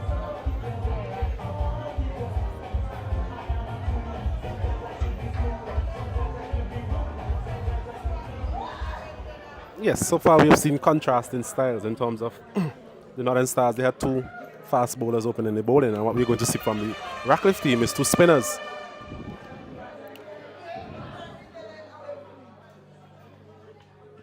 Oh, that one is hit full, and that one is hit plumb, and he's been given as well. So another wicket goes down, and right away, Otney Lewis into the action, and Aaron Lewis has to go back. Well, Lewis is actually signaling to the umpire that he got a bit of inside edge onto it. I don't think umpire Batty saw that, and in the end, if there was no bat on that, that was plumb as a plumber fixing a pipe. Yeah, that was a full delivery, he missed it. And I was about to add, we mentioned contrasting stats in terms of the runs, contrasting stats in terms of the bowlers operating, contrasting stats in the way the teams are operating with the bats as well. The Northern Stars, they're quite watchful. They're looking to be more defensive, looking to push it around. But the openers for Radcliffe, they were going at it every chance they got. Yes, I think it was a definite ploy by the Radcliffe team to make use of the power play. Albeit they lost a couple of wickets more than they actually anticipated, but they were able to get out of the power play with a very healthy scoring rate. So the new batter is Michael Joseph. I think they were 55 for 3 after 6 overs. So the new batter is Michael Joseph. At the start of this game, he was the leading run scorer with 347. He has since been surpassed by Romano Pe, who now has 357 runs in total. So Michael Joseph, a very important part of this Carlos James team. He is the leading run scorer for them as well.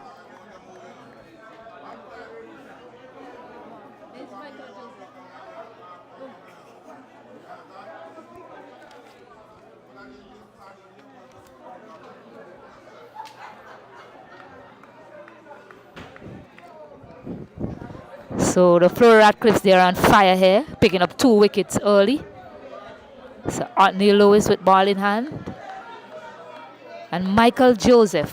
They know how important this wicket is. It's a full delivery. That makes a bit of confusion. Gets back quite safely in the end. It's a nervous start from the Northern Stars.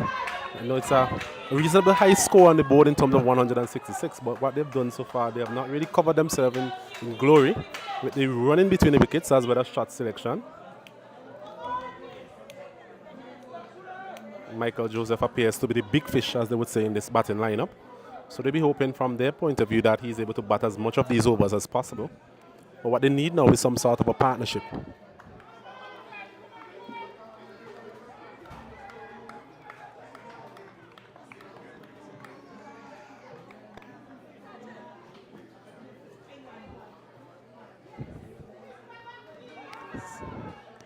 It's a full delivery, but looks to be heading down lead. An animated appeal coming just from Richie Richards in the cover area. Nobody else appealed.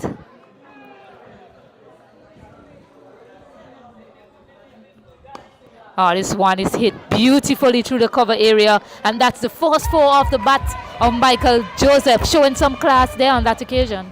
Yes, stamping his authority very early there, Michael Joseph. On this occasion, Lewis just giving him a bit of room outside the off stump. It was pretty full as well, and he was able to just caress it through the covers, really. A valiant effort there from Joseph at extra cover, but he couldn't prevent that boundary, so they're up and running, Northern Stars.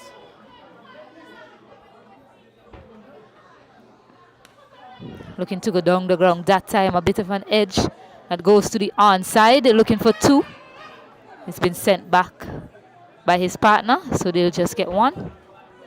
It's interesting to see the length that Lewis has opted for so far. He has been rather full, and I'm not sure if it's by choice or by chance. Still a relatively new ball. It's actually second over, so maybe that's not able to direct the ball in the areas that he wants to. But so far he has been full. A couple of full tosses as well. And the first delivery was rather full, and it accounted for Aaron Lewis. So Otis Matthews to face his second delivery of this match.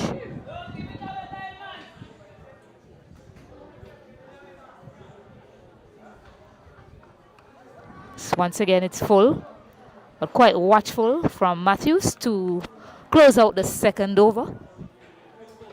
And the score is 8-2 after 2 overs.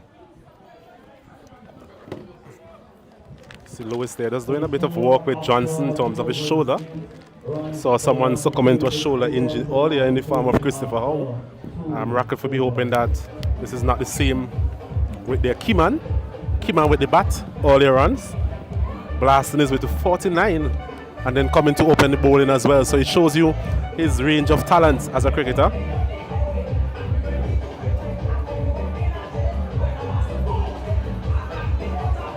Yeah, a very important member of this team, and any team that he plays for, Otney Lewis, with bat and ball. They knew, even when the wickets were falling, they knew once he stayed in there that they were going to get a total to fight with. So Asif Hooper to bowl his second over.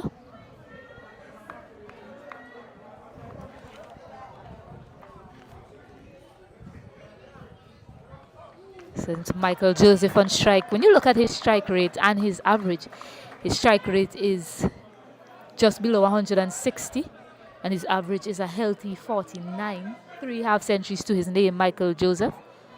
It suggests that he hangs around, he stays, he plays the long game, and he also packs some power. So he's definitely an important part of this batting lineup, and one of the wickets that they'll be looking to get rid of as quickly as possible. Oh, this one is bludgeoned down the ground. Hit a long way, giving some competition to Otney Lewis on that occasion. The 4-6 of the bat of Michael Joseph. Yes, a massive hit there from Michael Joseph. I was just about to say that he needs all of those characteristics that you just mentioned if they are to put up any sort of challenge to this total from Radcliffe. And so far what we have seen from Joseph is that he has class, he has ability, and he has also have some power as well, as demonstrated on that last shot.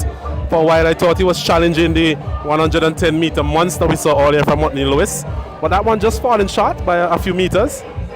Just short, but 6 nonetheless, they'll take that. So Michael Joseph, he looks up for it.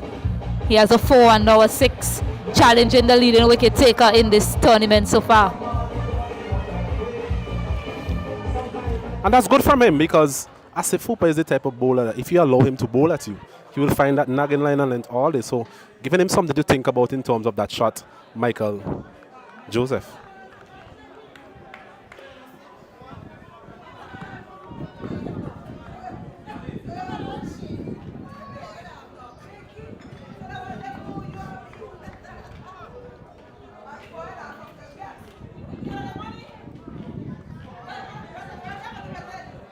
Interesting. Was that a drop chance? Now the umpire is just signaling that it brushed the pads on the way through. But a good stop there from Romano Pair nonetheless.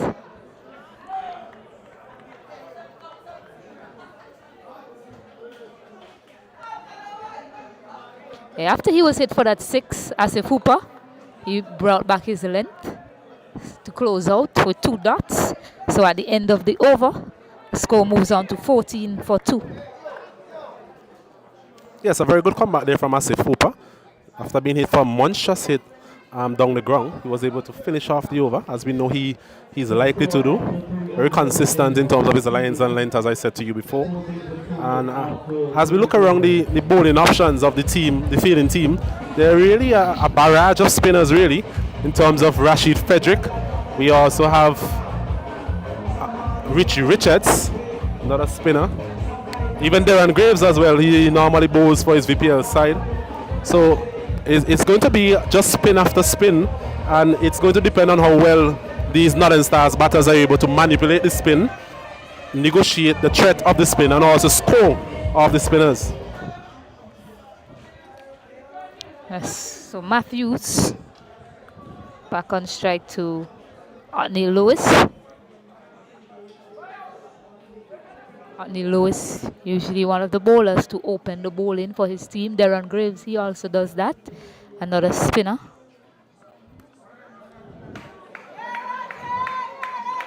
I've seen 3 deliveries bowled to Matthews so far, and he's opted to defend all 3 of them. That's quite interesting in a T20 match.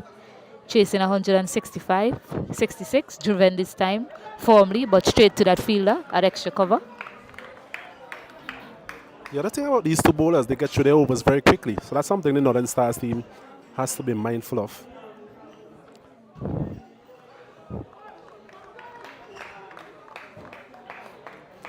That one have a bit of tone on it. So it tells me that there's a bit of assistance there for the spinners. It's wide signal that time, but he's looking to leave alone as well. And in a T20 game, it's quite a fast-paced game. You don't want to be playing a lot of dot deliveries. You don't want to be playing a lot of dot deliveries in any format of the white ball game, especially the T20. It's one hit straight, just over the head of a leaping Westwick Straw, and he picks up a boundary to get off the mark. It's just what I was saying. You have to find a way to score on that occasion, picking the right option, going up and over the fielder. Yes, rightfully so. A better option there from Delplesh, a short delivery outside the off stump, just punching it officially. I think it would have taken a player like DeLon Johnson to have a chance, or even the bowler himself on that occasion. Sure, not the tallest, and definitely couldn't reach that one.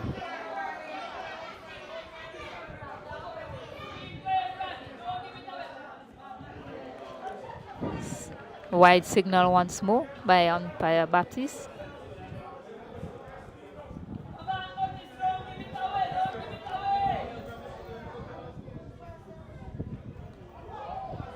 It's a quicker delivery that time, just passing the flashing blade of Matthews.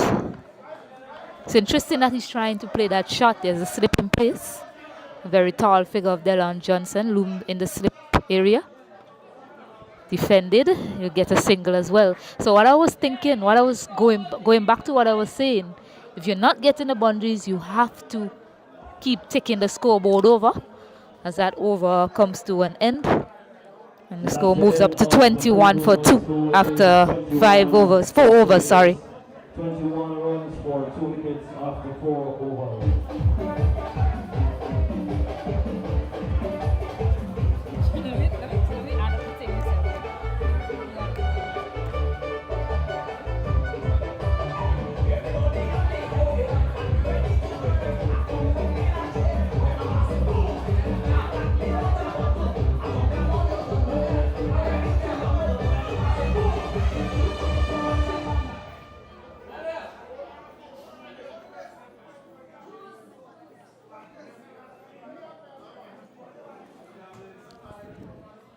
This one is had swept well. He'll pick up 4 more runs, Matthews. So he's getting a move on here now, Matthews. 4 more runs to him. Well, we spoke about matchups earlier, and definitely the matchup is in his favor with the left arm spinner coming into him. And that was not really a risky shot on that occasion. It was on the line of the middle and leg stump. He just helped it on his way. Just one man there, they run Straw at a short fine leg position. Anything past him definitely runs there for the batter. This one is walked to the onside in that area of Straw. They come through for a quick single, well taken in the end. So good batting here from Delplesh, just getting into his innings. Matthews, started a bit slowly. But now we have seen the best of him in terms of walking the ball in the gaps. We have also seen a bit of power from him in the previous over. Yeah, and that's what you need to do if you're the batting team you're chasing. You need to find a way to keep the scoreboard ticking over. If you're not getting boundaries, you have to be rotating the strike. This one is hit full on the pads, a huge appeal. But no, says umpire Afram Bayam. Yeah, that one just not turning back enough, really. I'm heading down the leg side there from Asif Hooper.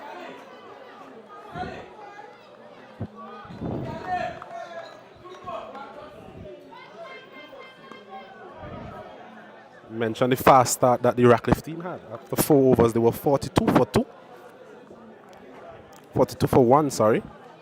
So way ahead of where the Northern Stars teams are at the moment. Oh, there's another appeal. Not as animated as the previous one. May have been some bat in that. As if Hooper just saying it was probably sliding down leg actually. Yes, Asif Hooper once again just getting that delivery to skid on to the batter. Doesn't turn it a great deal, but what he has is just subtle changes of pace in terms of line and length. Yes, and it's a new ball. You don't really expect it to spin as much. You expect it to skid on, and that is exactly what's happening here from Asif Hooper. This one is hit in the air. It's high. It's going over that fielder, West Rickshaw.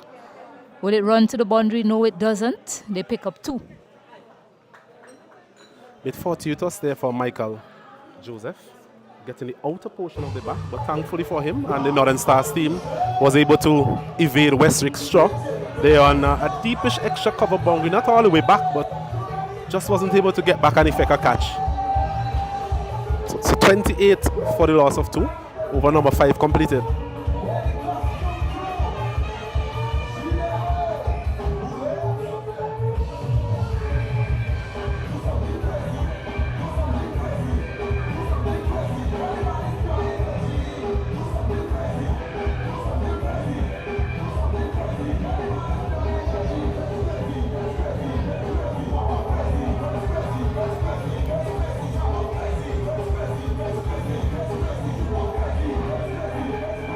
It's going to be Otney Lewis to continue into his 3rd over. So Captain Asif Hooper here opting to use his spinners for 3 overs consecutively. Be interesting to see when they employ DeLon Johnson, who I think is the only fast bowling option in this outfit. My memory serves me correct. Oh, as well as West Rickshaw. So both of those players will be interesting to see at what point they're introduced into the bowling attack. I mentioned the fact that Radcliffe depends a lot on their spinners. As this one again is coming in with the arm there. Lewis with his hands on his head. Getting the inner portion of the bat there from Matthews. And another single added to the total. So just a bit of momentum coming into the Northern Stars innings with this partnership building between these two. Yes, they've got to look busy at the crease. They've got to keep things pushing here. If they are to be in with a chance to chase down 166 runs.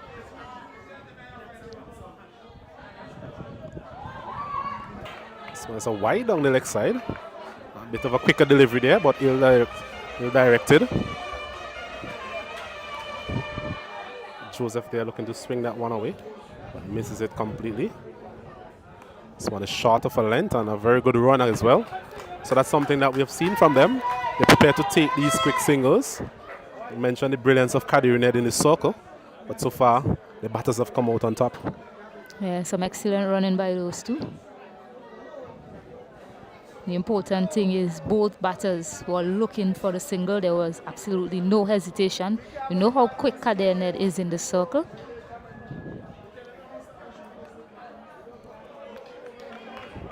So forward in defense, Matthews on that occasion.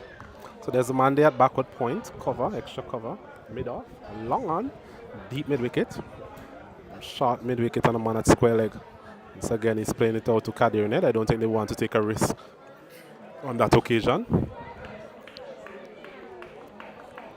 Yeah, we see him coming forward and block and defending. He can just come forward and defend and push it gently into like that to those vacant areas, the onside or the offside, and just take off for a quick single. So something more like that when he comes forward and defend. Instead of just defending for a dot, he can look to defend and get a single. Very good point, Stacey-Ann. It's a matter of manipulating the field, maneuvering the angles of the bat. That's one of the key to playing spin bowling. This one again, he's looking to aim over long on there, Michael Joseph. But thankfully for him, all is well that ends well. So it's the end of the 6th over. The power play is completed, and at the end of it, Northern Stars chasing 166 to win. They have 33 for the loss of 2 wickets. Yes, and just to give you just to show you the difference at the end of 6th over, 6 overs in the end of the power play, Flo Radcliffe, they were 55 for 3. So behind in runs, behind in wickets as well, but they want to get that scoring rate up. The Carlos James Northern Stars. So the score after 6 overs, 32 for the loss of 2 wickets. After 6 overs, 32 for the loss of 2 wickets. Let's go!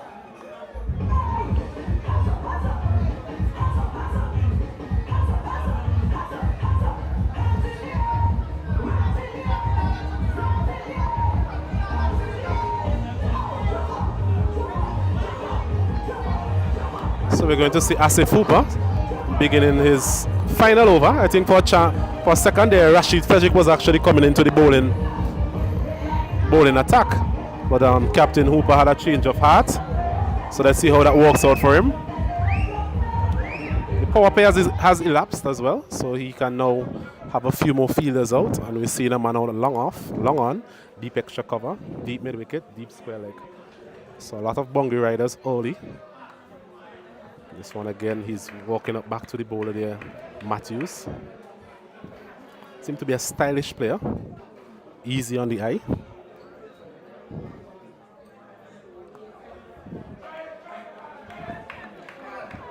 Yeah, with the field now relaxed, those defensive shots, as I mentioned earlier, he can be looking to push them, just get a quick single and set off. Like that, there you go. This is excellently done by these two batters. It's something that can come from communication as well. You just let your batter know the plan and you can execute it quite well. Yes, with only 4 fielders in the circle, there's a lot of gaps there available for you to get the ones and twos. It's just a matter, as I said before, of manipulating your angles in terms of how you angle the bat, the pace at which you hit these deliveries as well. It's just a matter of getting the ball into the gaps, and you should be able to rotate the strike easily. But that's a challenge for a lot of our batters here, even in the Caribbean, in terms of manipulating the spinners. A bit of an inside edge on that occasion. Yeah, and just going back to that point, I mean, boundaries are very important in this game. The game is about entertainment, and to get the runs quickly, boundaries will certainly do it. But singles are equally just as important, not just because it's a run, but it also rotates the strike. You know, it throws the bowlers off their line and length as well. Especially there's a left and right hand combination. You don't want to have one batter facing one bowler for a long period of time. Agreed. Final delivery of Asif Hooper's spell. Finishes with a dot ball. So it's a very good spell there from Asif Hooper. 4 overs, 18 runs, 1 wicket. So very economical from him. He got the early breakthrough as well. And his job done for the day in terms of bowling. Just have to assume his captaincy duties now. So it's 34 for the loss of 2. 7 overs completed. So just scoring just around 5 runs per over.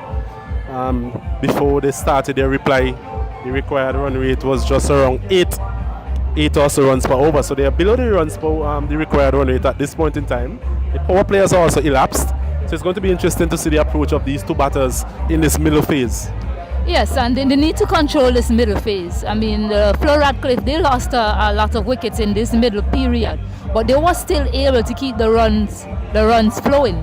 So it's a job for these two to do in the middle in terms of keeping the scoreboard ticking over and getting above that run rate that's required. They need to be scoring at 10 runs per over from here on out. And he's out. For a second there, I thought it was hit the top of his thigh, but apparently it was somewhat of an inside edge, and a brilliant catch there from DeLon Johnson in the slip. He's a big man, but he got down quite easily to his right and effected a brilliant catch, and that's a very big wicket there. Michael Joseph, the leading run scorer as we mentioned for this team, he goes, and the Northern Stars, they're a bit of a bother here, chasing 166 to win. They're 34 for the loss of 3. Yeah, they're putting pressure on themselves. Carlos James Academy, Northern Stars. They have really dug themselves in a hole here, and it's a matter of how do they get out of it, especially losing that key wicket of Michael Joseph. Otney Lewis bowling his 4th over. You saw the way that they were operating with these two bowlers. They decided that they were not going to take a chance against them.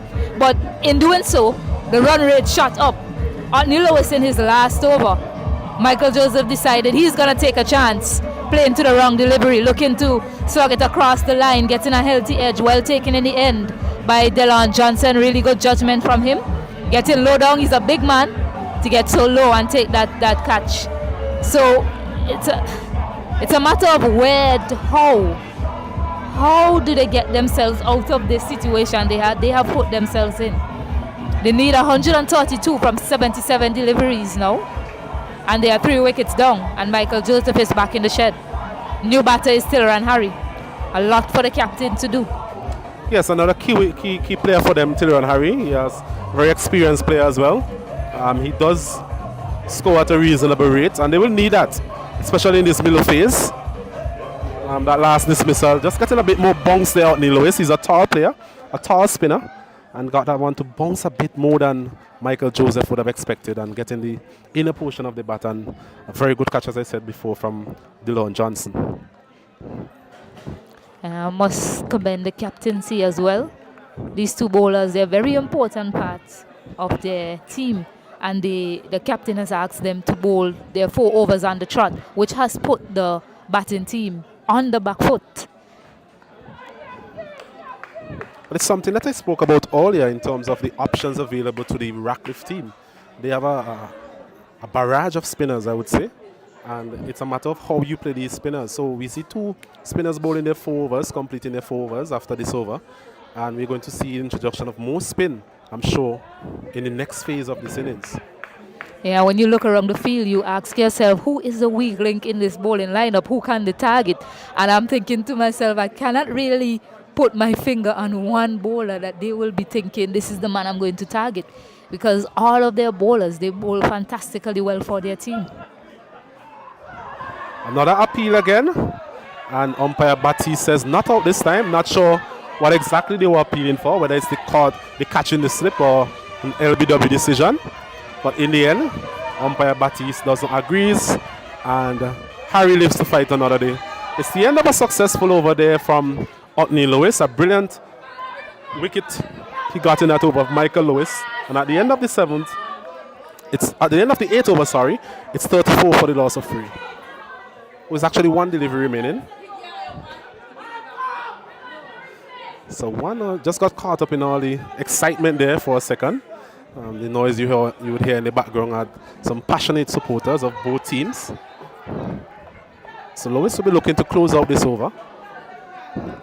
Taylor and Harry has looked rather nervous so far,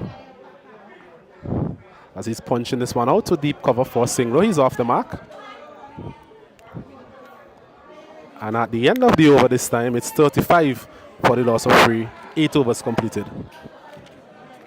The score after 8 overs, 35 for the loss of 3 wickets. After 8 overs, the score 35 for the loss of 3 wickets.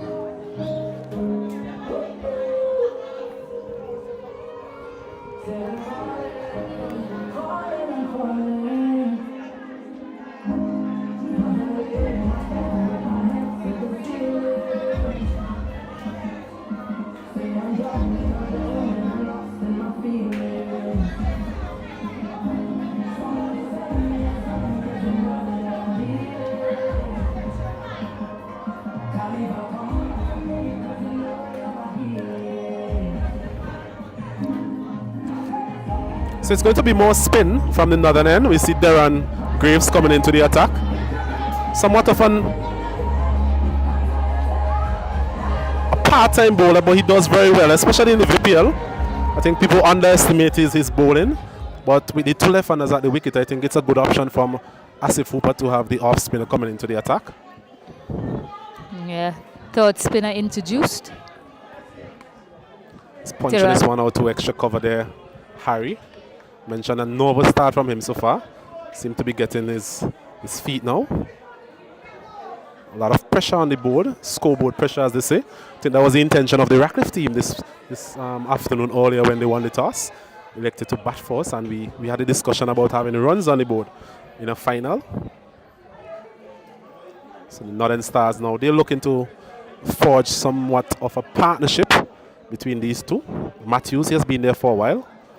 Harry just finding his feet, and Graves is one of those bowlers that wouldn't really give the ball a lot of air. Tends to bowl flat, straight, so not a lot to work with as a batter. Yeah, I'm not too sure of the plans here for the Carlos James, Julius Anthony team. They're not looking to take on the bowlers, which is quite surprising. They have an uphill task in terms of runs needed. And We are seeing batters looking to play defensive shots rather, and I'm not seeing any impetus that's needed to get the desired outcome of a victory here. There you go again, once more. Defended. Yes, it has been a challenge for Matthew so far in terms of getting the ball off the square. We mentioned, if you look at the field, there's one man in front of the bat there on the offside, which is Asif Hooper. So some of those, this one is pulled out to deep mid-wicket. A chance for a catch, is it? No. I think the wind just took that one and carried it over deep mid-wicket for a massive 6. So the first for Matthews, and they'll need more of that. Yeah, they definitely need more of that. They need more positivity to drive them in this innings. They got a 6 off the last ball, but look at that. It's just 7 runs off the over. So not a lot of damage done, although the 6 came off the last delivery.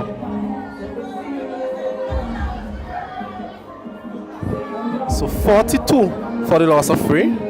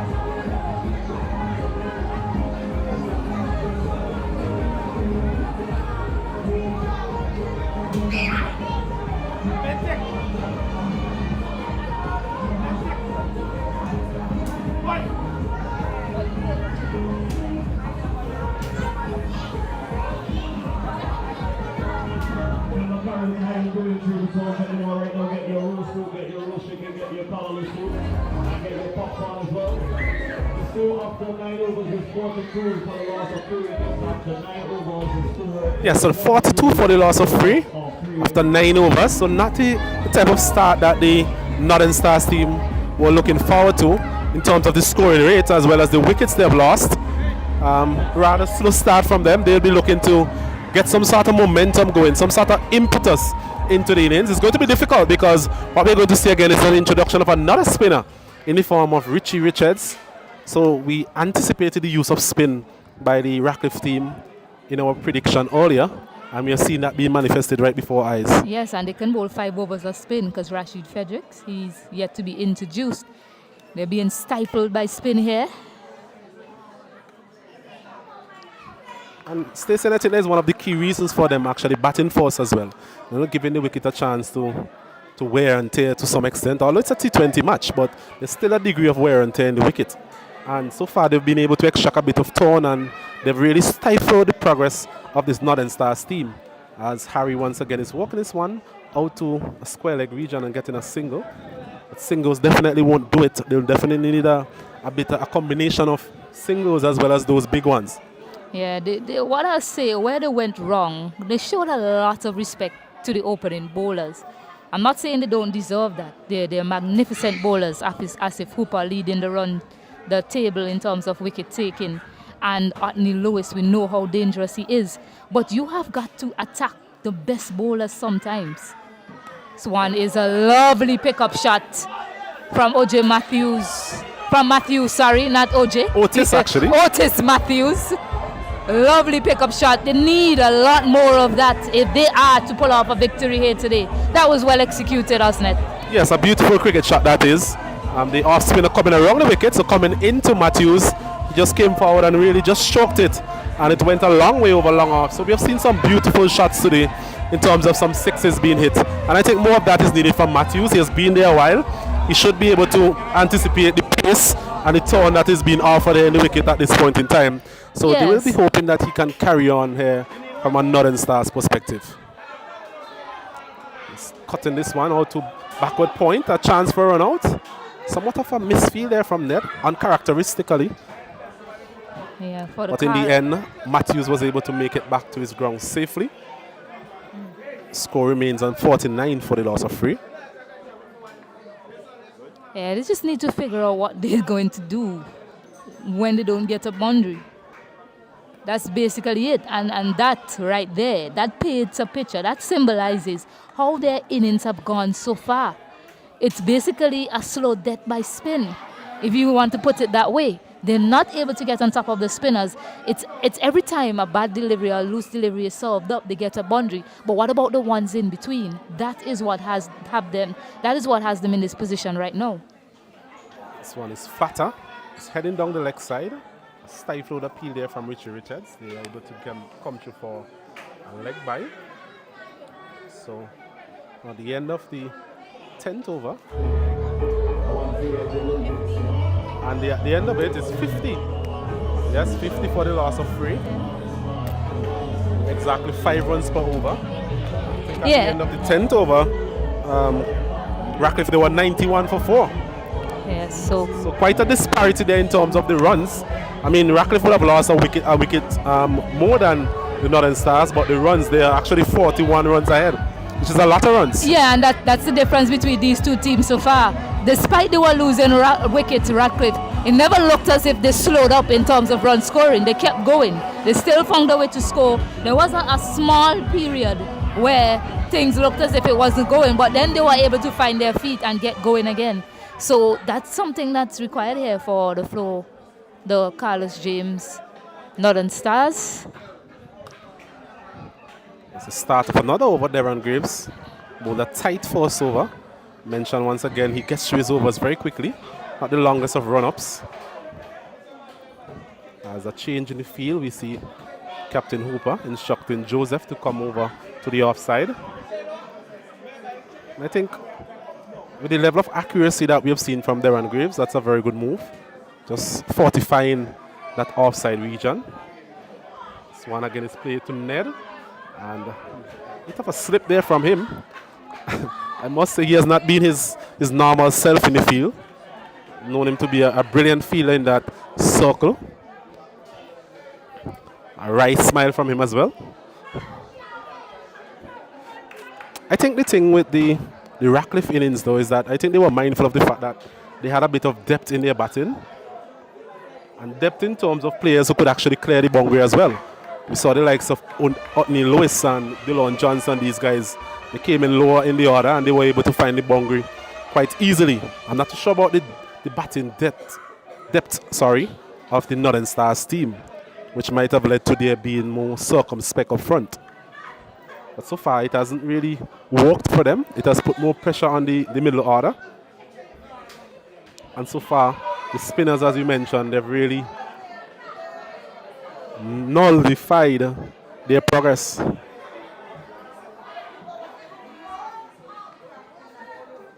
That's a beautiful shot there from Tilleron Harry. Beautiful shot over extra cover. And he gets a much needed boundary, I must say. 4 more added to the total. A very good shot there. More of that is needed.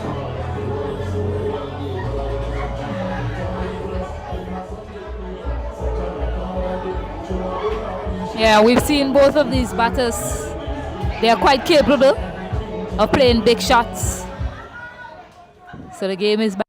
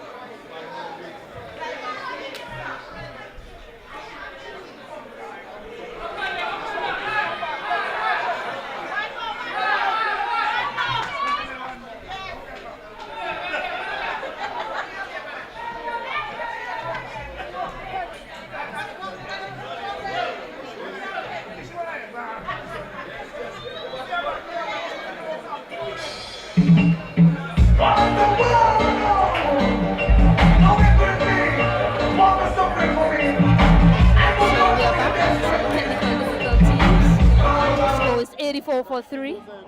They require 82 runs for victory from 36 deliveries. Otis Matthews is on 47 or 43 deliveries, and Tiller and Harry is 12 of 17 deliveries.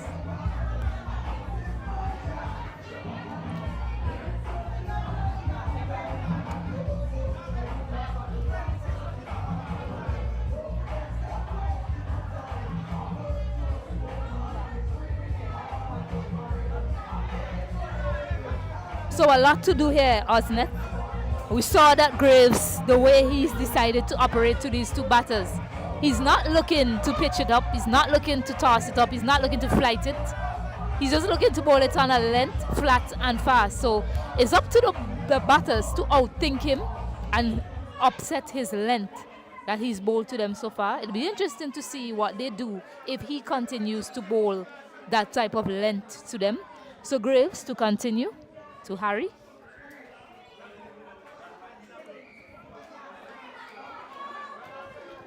Okay, so he's continuing in that same length. And the conversation we were having off air, Otney, is that this is where your batting smarts need to come into play. If this bowler is continuing to bowl one length, one line to you continuously, we've mentioned that it's hard to get under. This is where, as a batter, you need to try and create length for yourself. So use of the crease will be quite important here if he continues to bowl at length to these two batters. Agreed. Yeah. Even in the last over, we saw a very good shot there from Matthews through the extra cover region, and even the captain had two men in the extra cover region. He was able to pierce the field. So there's an area I think he could aim in terms of trying to score from Darren Graves. Just give himself a bit of room and go through the offside. So like similar to that type of shot, and it's very good effort there from Otney Lewis. But it's just what I was saying in terms of, you know, the length is going to be short of a length. It's just a matter of giving yourself some room as a left-hander and try and pepper the offside field. Right, well said, and that's a 50 as well for Otis Matthews.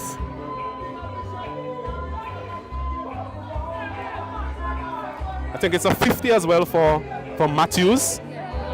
He's hanging in there for his team, but it's a lot to do. They have left a lot to do from here.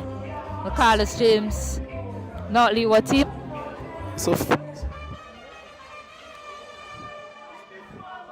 So 50 from 44 deliveries. I think the strike rate is increasing all the time. We'll be hoping at the end of this innings he can actually reach in the region of 180. But a very good innings given the circumstances, but I think his team would want a bit more from him, especially in the back end of this innings. Yeah, that delivery from Graves, he actually got the length that he wanted there on that occasion, but he missed out. Looking to go too hard down the ground. Yes, looking to power that one really, and that's not his game. What we have seen from him so far is that he's a beautiful timer off the cricket ball. And this. So that so length getting the inner portion of the bat and down to a third man region for two more. So a bit of momentum coming into the innings for the Northern Stars. Still require a further 74, sorry. 5 overs remaining after this, so it's going to be a challenge. Someone will definitely have to play a blinder if they are to get anywhere close or even overhaul this total. Yeah, and these two batters, they faced a number of deliveries, so both of them should be looking to take it home for their team.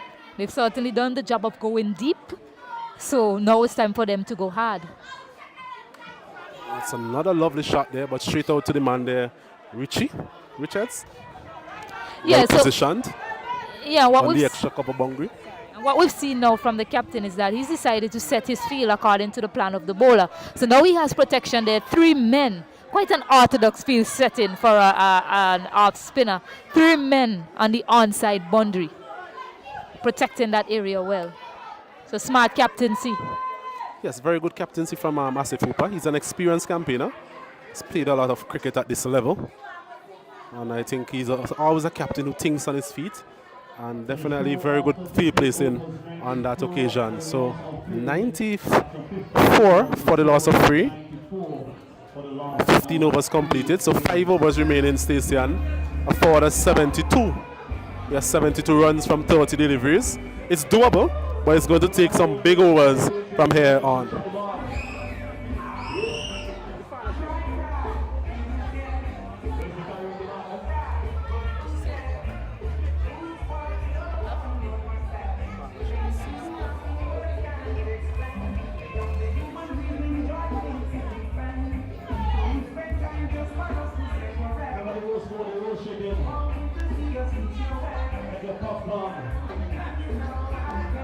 Contract right by the byline. Question now for the North Leeward team.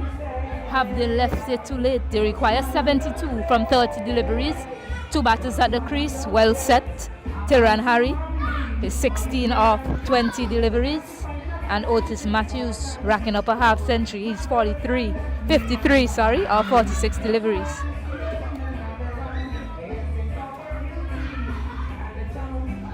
I'm going to see pace being introduced into the attack for the first time in the second innings by Flo Radcliffe.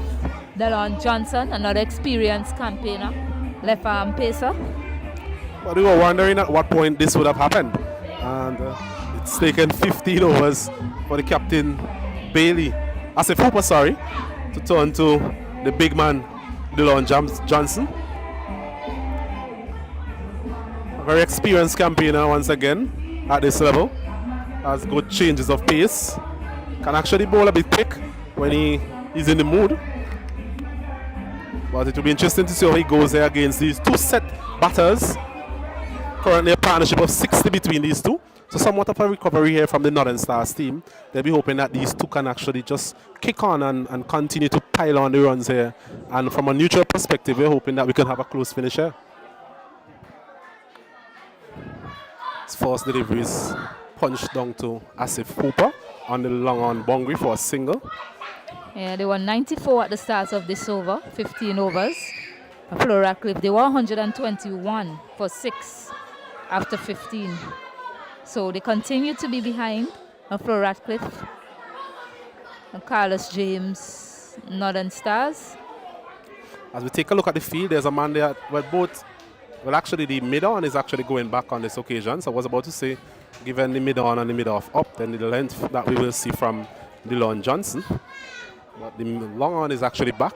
There's a man at deep mid-wicket, a man at deep point, deep extra cover. The mid-off is in the circle on an extra cover. So it's been interesting to see the lengths at this time. He's hitting this one out to Asif Hooper, over his head. A very good shot there from Tyran Harry. A bit of a change of pace there from Delon Johnson. But Tyran Harry, he was equal to the task and deposited that one over long on, evading the man there as the Hooper on the long on boundary for a massive 6. Yeah, Tyran Harry just saying it's not over just yet. We are going to go and try and get these runs, and they will welcome the change of pace as well. A fast bowler being introduced in the attack. They were stifled by the spinners early on, and now Delon Johnson is on. They'll be looking to maximize this over. This one again is hit out to Asif Hooper. Should be caught. Yes, it is. He's not going to drop that one. A brilliant feeler. And well taken there. A foolish length this time. Harry perhaps not getting under it as much as he would have liked. Timed it well, but just picked out the man there, Asif Hooper on the boundary, who took a very good catch. So the partnership is broken. And at the end of it, it's 101 now for the loss of 4. Yeah, well judged catch there from Asif Hooper on the boundary. The awareness he showed of knowing where the boundary rope is when he took that catch, and he didn't go over at any point. So an excellently judged catch from Captain Asif Hooper. He set himself well. As you mentioned, he did hit it well. He doesn't want to come out the field. He just can't believe his luck. He hit it well, lots of power, but just couldn't get the distance to go over that fielder there, Asif Hooper. Well taken in the end by him. We spoke about the fielding prowess of the Radcliffe team as well. They're a very good fielding side. I don't think we'll see the number of drop catches as we saw when the Northern Stars fielded. And that was an indication there of the athleticism of Asif Hooper and the competence in terms of taking that catch and knowing exactly where he was on the boundary and able to effect that catch. So a very good breakthrough for the Radcliffe team. That partnership was getting worrying, albeit the pace at which they were scoring was not really what was expected, but that partnership could have really taken them very close to this total. So a new batter in, I think that's Winston Samuel. Yeah, it was a partnership that was excellent in terms of time spent at the crease, but not in terms of the runs that was scored and that was required. So Winston Samuel, the new batter in. Delon Johnson here using all of his experience. I mentioned that he has the ability to just change his pace. Once again, this is a quick delivery, maybe heading down the leg side. Umpire Andy Batiste not answering in the affirmative there for Delon Johnson. So leg bye. One more added to the total, 102 for the loss of 4.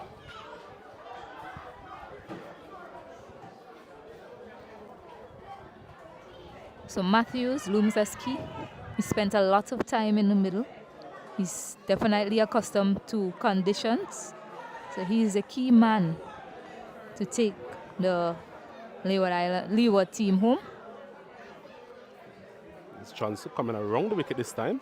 Slow delivery, he's punching out to the man there, extra cover, just diving over it there. I think it's Joseph, and gets a boundary. So wasn't able to effect the catch and also allowed it to go for the boundary. So another boundary there for Matthews, and I'm sure Johnson will not be pleased with that fielding effort there from Kensley Joseph. Yeah, it comes just after you were talking about how well they've been fielding.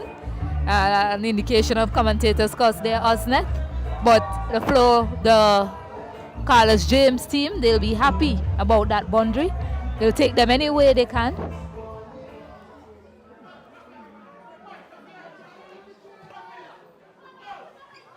Short delivery, he's pulling over deep square leg for 6.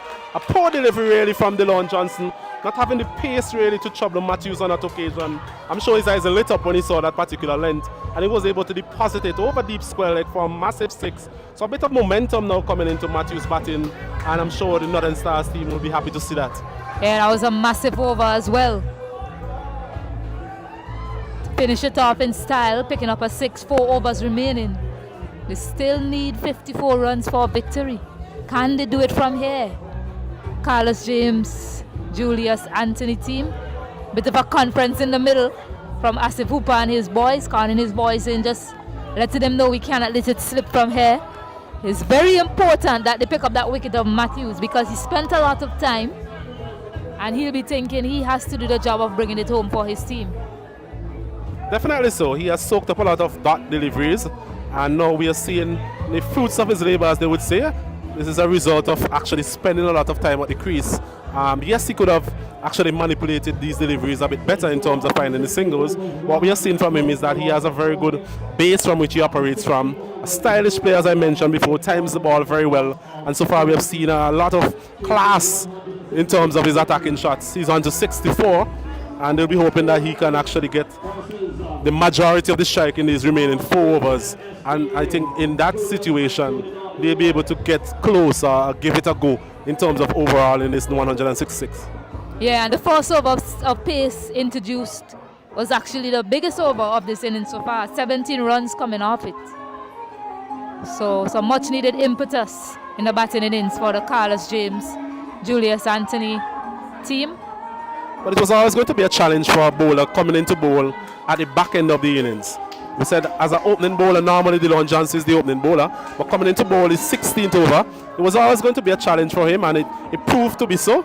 He got a wicket in that over, but as you mentioned, it also went for 17 as well. So it will be interesting to see how Captain Hooper manipulates his bowling attack in the back end of this innings. 4 overs remaining.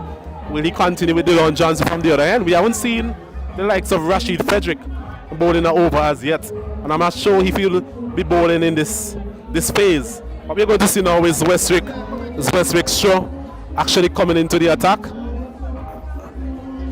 for his first over as well. So another bowler bowling his first over in the death overs, as they would say. Well, what we've come to know of Westwick Shaw is that he is a death over specialist. So this is where he usually bowls most of his overs. So the captain will be hoping that he can do that sort of job for him, closing things off with his slower deliveries and Yorker length deliveries as well. But it's pace on the ball, and I think the batters will welcome that. Yes, Westwick Shaw, I think this is the job he does for his VPL team as well. Bowling at the back end of the innings. He's able to nail his Yorkers. Also has a good change of pace. So it's interesting to see how he goes here this afternoon. Pressure does funny things to players, and definitely a bit of pressure is now being inserted onto the Radcliffe team. So 112. So summoned it will be. The face up to Straw. This one is outside the off stump. Moving further away, but no signal from the umpire. So a dot delivery, and those are like gold in this phase of the innings. Yes, indeed so. What does Winston Samuel do here? Does he go for the big hits, or should he look to get the set batter on strike? 23 balls remaining, 54 runs to get. They are say you need both batters going, but Matthews is a set batter. I think it's all about getting bat on ball, as they would say. Just can't afford to soak up any dot ball. This one is hit out to Otney Lewis, and he's dropped. My goodness. Another simple catch going down well, Stacey, and we spoke about the commentators' course earlier. I was saying that the Radcliffe team is normally a very good fielding team, but on that occasion, that was the opposite of what I was saying. You mentioned it before. Pressure does wear things to an individual. Here you see a very capable fielder is Otney Lewis. Quite good in the field, putting down a very simple catch. And Winston Samuel taking 2 there as well. Another shot out too long on this time. Should be caught. Yes, it is. So Darren Graves on that occasion just coming around to his left and taking a rather comfortable catch in the end. So Winston Samuel, after being given a life on the previous delivery, succumbs to the guile there. Another slow delivery there from Westwick Show, and Darren Graves doing the job in the deep long on position. Yeah, so Otney Lewis, he had the biggest applaud when that catch was taken. Because he was the guilty party that put down Winston Samuel the delivery before. So when Darren Graves executed that catch, there was a huge appeal from Otney Lewis, hands high in the air. So Winston Samuel goes back without troubling the scorers too much. And OJ Matthews is still off strike. Otis Matthews, sorry. His brother OJ Matthews opened the batting. So it's definitely shaping up to be a tense finish, and I think from the neutrals' perspective, that is exactly what we want to see in the final.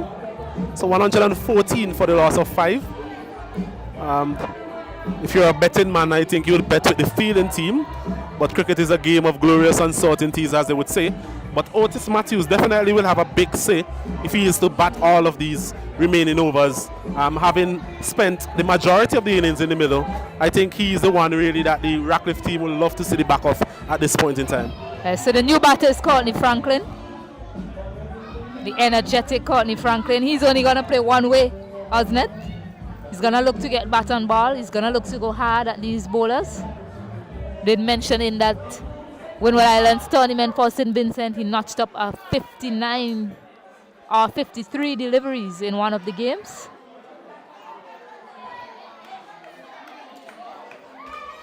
So he's facing up to the experienced Westwick Straw. This one is just punching out to long off region, so he's off the mark. And that's all you can ask for from the young man. Getting the batter who has been there for a while, Matthews on strike.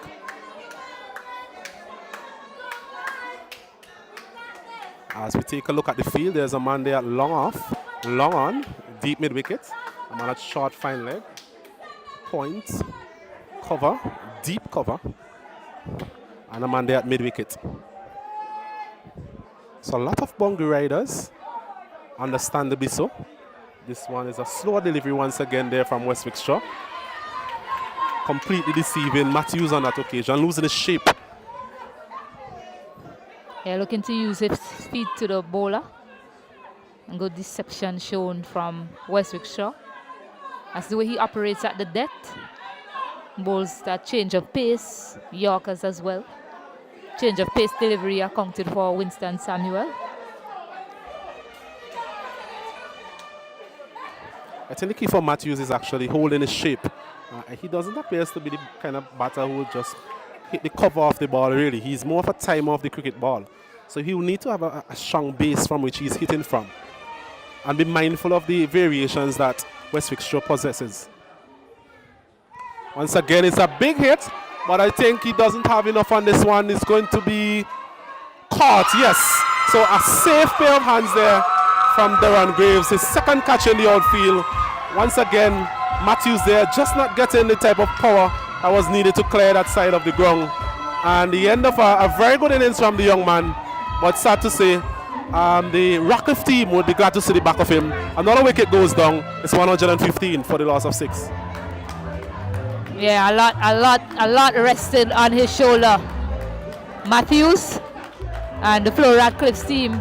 You saw the way they celebrated. They're happy to see the back of him. He did a job for his team. Unfortunately, it wasn't enough. Another slower delivery by Westwick Shaw. A lot of height on it, not enough distance from Matthews.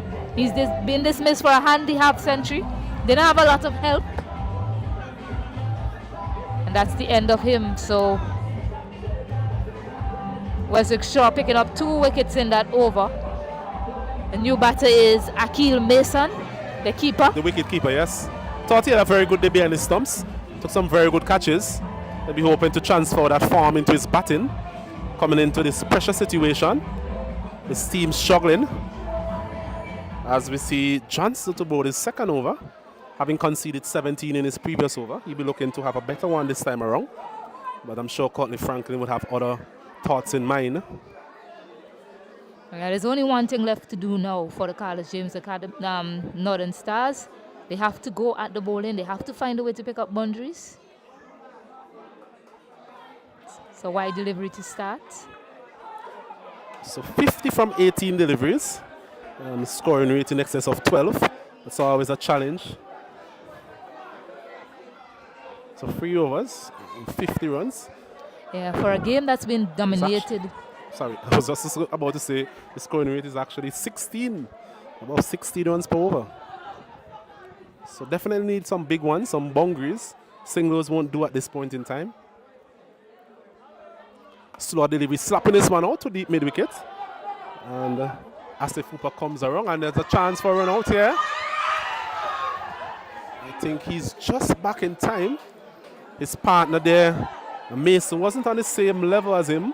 Courtney Franklin, looking for a second on that occasion. But in the end, just getting the single. Yeah, you know they say a desperate dive, a desperate foot, outstretched foot there by Courtney Franklin to get back just in time. So Mason is on strike. He's facing up to Dillon Johnson for the first time. Mentioned the experience of Dillon Johnson. I'm sure he would have put that last over behind him. Yeah, importantly, Matthews is back in the shed. He took 10 off of that over. Tilan Harry, the other batter, hitting a 6 off him, and he got a single somewhere in between. So Matthews is gone. He picked up that wicket as well. So that's definitely... This one again is back of a length and punching it out to Asif Hooper. Comes in off the boundary. Limits the batters to a single.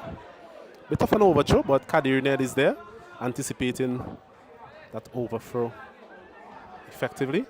Another single, so they're operating in singles at this point in time. Yeah. And that's definitely not the call, the order of the day here for the Northern Stars. Yeah, that certainly won't be hurting the Flo Radcliffes at this point in time. And in a game, in an innings that's been dominated, a bowling innings that's been dominated by spinners, it's good to see that the pacers are stepping up. Westwick Shaw with just 4 runs and 2 wickets in his previous over. This one is a wide delivery outside the off stump. Courtney Franklin there trying to hit that one over cover. Yeah, he was swinging with all his might there, almost swinging himself off his feet.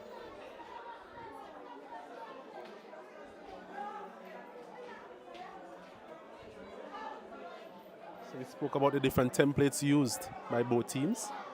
The Radcliffe team bowling 16 overs of spin, and it's looking like it's going to be 4 overs of pace. This one is squeezed out to the man there, third man coming back for second. A very good arm is Rashid Frederick. But in the end, not the best of throws really to the wicketkeeper. It's always going to be difficult for Roman Pair to gather and effect the run out on that occasion. But Courtney Franklin is lightning quick as well during between the stumps.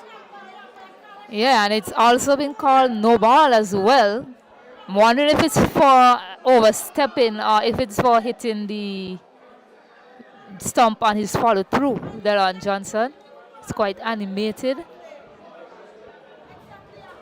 So it's a no ball and it's a free hit for Courtney Franklin.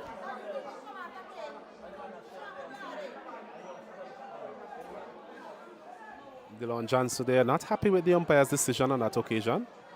And quite a few of the players, including Captain Hooper, coming to have a word there with umpire Batiste. Perhaps asking him about the reason behind the no ball. But it's a no ball, a signal by the umpire. And it's going to be a free hit here for Courtney Franklin. Yeah, it looks as if he disturbed the stump with his hand in his follow through.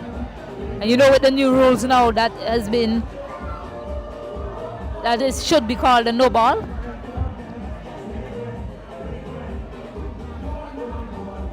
They're still going at it. I think they should just look to put it to rest. Flo Radcliffe, as it stands there on top of the game. Still a lot to do from a batting perspective.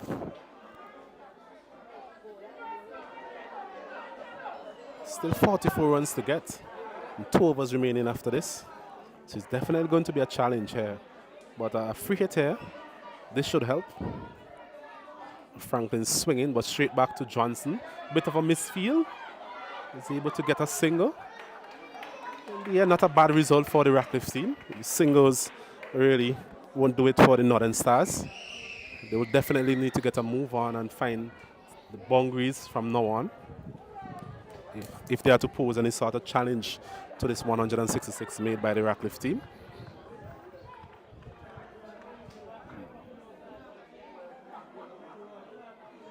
As we see Johnson once again bowling to Mason. It's a short delivery this time, pulling out to the man at deep mid wicket, Richie Richards. And very good return in the end. That's the thing about these guys, they have very good arms. And really limiting the opportunities for second by these batters. So another single again added to the total. 124 for the loss of 6 into over number 18. Remember, you're looking at live coverage here of the Neil Williams T20 final played between Flo Radcliffe and the Carlos James Jules Anthony MSD and Northern Stars. I think the sunshine has left us for a while. And this is a wide delivery outside the off stump again. So Johnson just losing his way a bit. Not to any great consequence so far in the over. It's been a relatively quiet over. I haven't seen a boundary from the over. And given the asking rate at the start of the over, boundaries were definitely needed. Yeah, certainly so. And it's been quite a struggle for these batters to get boundaries away on the regular. And it's continuing that way. I got a few extras to help them in this over by way of a no ball and a wide. But certainly they need to be hitting 4s and 6s. Carlos James, Northern Jules Anthony team. This one is punched down to the man there, Darren Graves. Was had a very good day in the field. Taking some very good catches and also fielded well. Another single again added to the total. It's a very long over as well, hasn't it? It's still going. It is, and it's the type of over that the Radcliffe team was hoping for. And it's the type of over that the Northern Stars, they would have been dreading, because here it is that the asking rate was about 16, 17 runs per over, and they've not been able to really find those boundaries at will. As Dylan Johnson, very experienced campaigner, closing out the over with a single chance for a run out this time, and I think he's gone, yes. So an attempted second there from Mason, was never really in a position to do so. We mentioned the effectiveness of the fielding of Hooper. A bit of a fumble from him initially, but he was able to recover. Got the ball back into his wicket-keeper pair, who was able to effect the run out. So another wicket goes down for the Northern Stars. They've really fallen into a hole at this point in time. And it's 126 for the loss of 7. Yeah, it's a case of them leaving it too late. And now they've heaped a lot of pressure on themselves at the back end. 7 wickets down, 127 runs on the board. Just 2 overs remaining.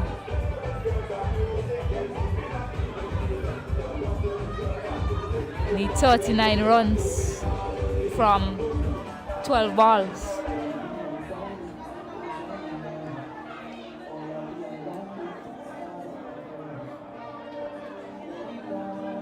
So who can come out now? Who can put their hands up for Carlos James' team? Who can put their hands up and get some lusty blows away.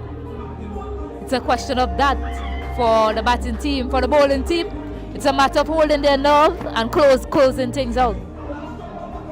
Yeah, so for the 39 runs required from 2 overs, so 39 from 12, a difficult task.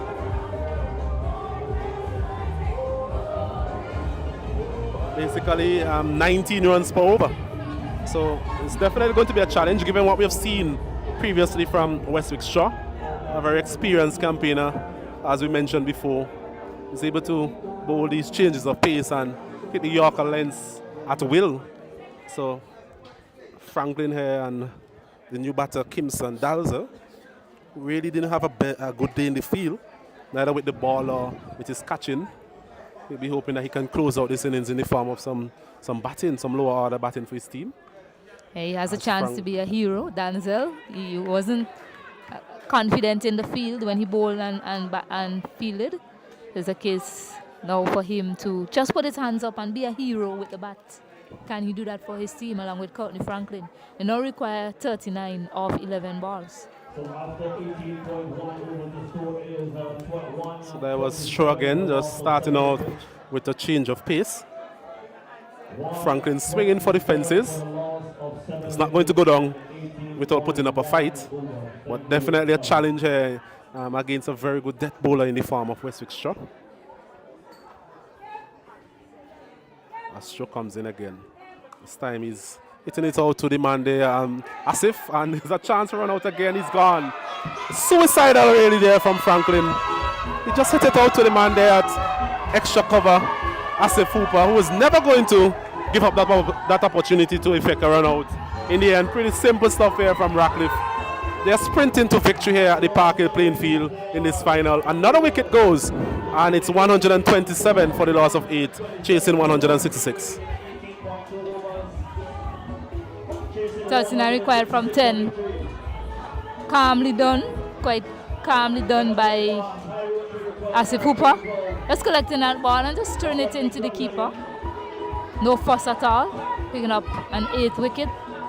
So the new batter is Christopher Howe, who didn't finish his spell of bowling because he injured his left hand. But he has a job to do with the batting hand. They require 39 from 10 deliveries.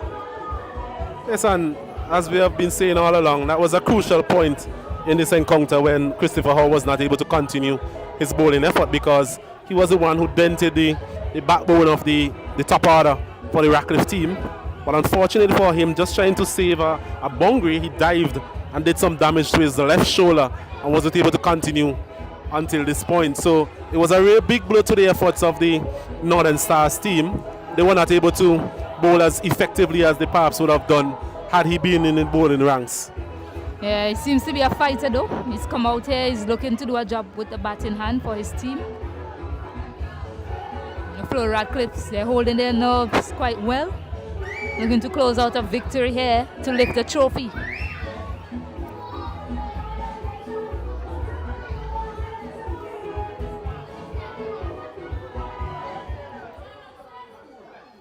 Crowd has built up significantly throughout the afternoon. And it's good to see people coming out and looking at the cricket. It's a community where that has always been the case. You know, the love for cricket up here is beyond your imagination. A lot of the guys that are playing as well, they're from this region, so the locals coming out to support as we see Straw again, a slow delivery, and there was Howe walking it out to the leg side for a single, so he's off the mark. Yeah. 128 for 8. You still see him favouring that left hand even when he was running through there, so he's still in some discomfort, but he's come out to show some fight for his team. A lot of work for them to do. It's looking like it's an improbable task from here on out. They need 38 from 9 deliveries.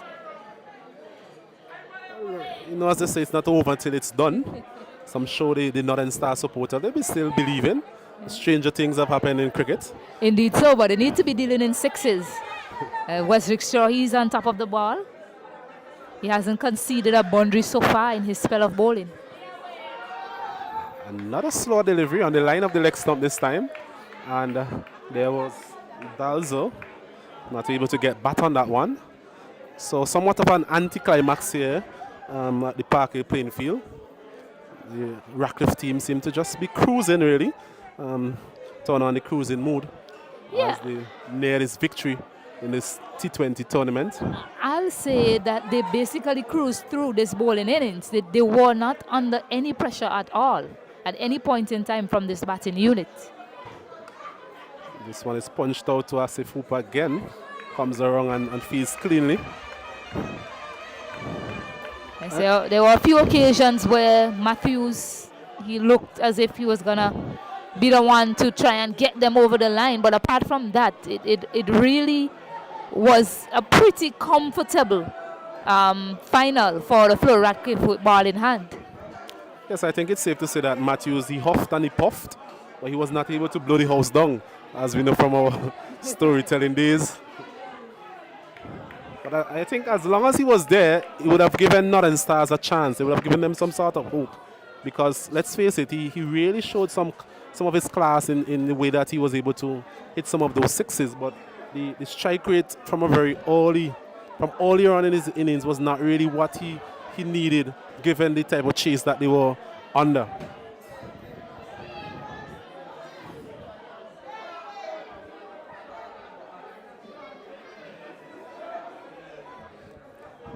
Another dot delivery there from Straw. And it's the end of the 19th over. And at the end of it, it's 130 for the loss of 8. 36 runs required, so 6 sixes, Stacey. And what is the probability that we'll see something of that nature? 36 runs for victory from 6 balls. 6 sixes can do it. Is it possible? Is it impossible? But not Leeward, the picture of the team, they will find out. Well, isn't it? They need to conjure Garfield Sobers here in this batting innings. They need to hit 6 sixes. Likes of Horschel Gibbs as well, having 6 sixes to his name. Kyron Pollard as well in a T20 Yeah, game there you go against Sri Lanka. Recently, a player from Nepal as well hit 6 sixes. Can't bring the name of that that player just yet to mind, but it has been done before. So 6 sixes required now for Carlos James, MSDA, Julius Anthony. So it's Dylan Johnson to close off proceedings here for the Radcliffe team. They've played well, they've played as a unit. And I think that's something that we haven't really mentioned enough in terms of a lot of these players, they play together for various teams. Even in the VPL, some of them. So they know each other well, they know each other's strengths, weaknesses. Even in softball tournaments throughout the island, they play together. So they are somewhat of a close-knitted unit. And it showed today in terms of how they executed their game plan in these finals up to this point. Yes, and I'll add to that and I'll say they have a captain that can keep them even closer. We know the effervescent and animated Asif Hooper, the way he leads, the way he brought them in when it looked as if they were letting it slip, had a chat with them. You know, so it's that type of leadership as well, one might say, that has them here in the final. And they've executed quite well, even when it looked as if they were losing it with the bat. Another dot delivery once more.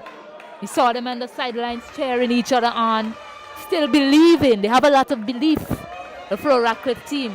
And we saw the way they came out. Asif Hooper, the leading wicket taker, the confidence that he had to just bowl 4 overs on the trot. Him and Otney Lewis, who you would say are 2 of the key members in this bowling attack, let both of them bowl out in the beginning phase of the game, having the confidence in his other bowlers to finishing things off at the back end. So a well-led unit, Flo Radcliffe, they're on their way to victory. I think that knock from Otney Lewis was very critical as well. We alluded to it Yes, earlier. indeed so. And it really was the difference between a total of 130 and a total of 166 as they ended up getting, as this one is a short delivery. Perhaps trying to instill a bit of fear into the batter there, having changed the helmet the previous delivery. Yeah, and it's a wide signal. And it goes back to what you said earlier, is the belief that they have in their lower order middle and lower order coming in and still doing a job for them with bat in hand. And knowing that Otney Lewis is in the middle, they know that getting to a formidable target was always on the cards. In the end, they managed to get 165, which is proven to be enough. In the end, another wide signal. A bit of sloppiness creeping into the bowling effort of Dylan Johnson here. Consecutive wides. As we mentioned, somewhat of an anticlimax, really, to what has been a very intriguing day of T20 cricket here at the Parkway playing field. We have seen it all. We have seen drop catches. We have seen some big hits. We have seen some classy hits. We have seen some brilliant catches as well. Yeah, some magnificent catches on the boundary line. Tyran Harry, Winston Samuel. This one is punched out to cover. And a single. And I'll add that catch in as well from Asif Hooper. It looked to be a simple catch, but just the awareness that he showed, being on the edge of the boundary to run around and take that catch, to make it look that simple. That was a really good catch as well from him. So they're closing in now, Flo Radcliffe, on their way to victory here. Well deserved the way this unit have played today. And Carlos James Academy, lots of questions for them heading into whatever other competition they have next on the cards, or even next year for the next T20 tournament. They found their way here to the final, but I just think they left it a bit too late. Showed too much respect to the opening bowlers.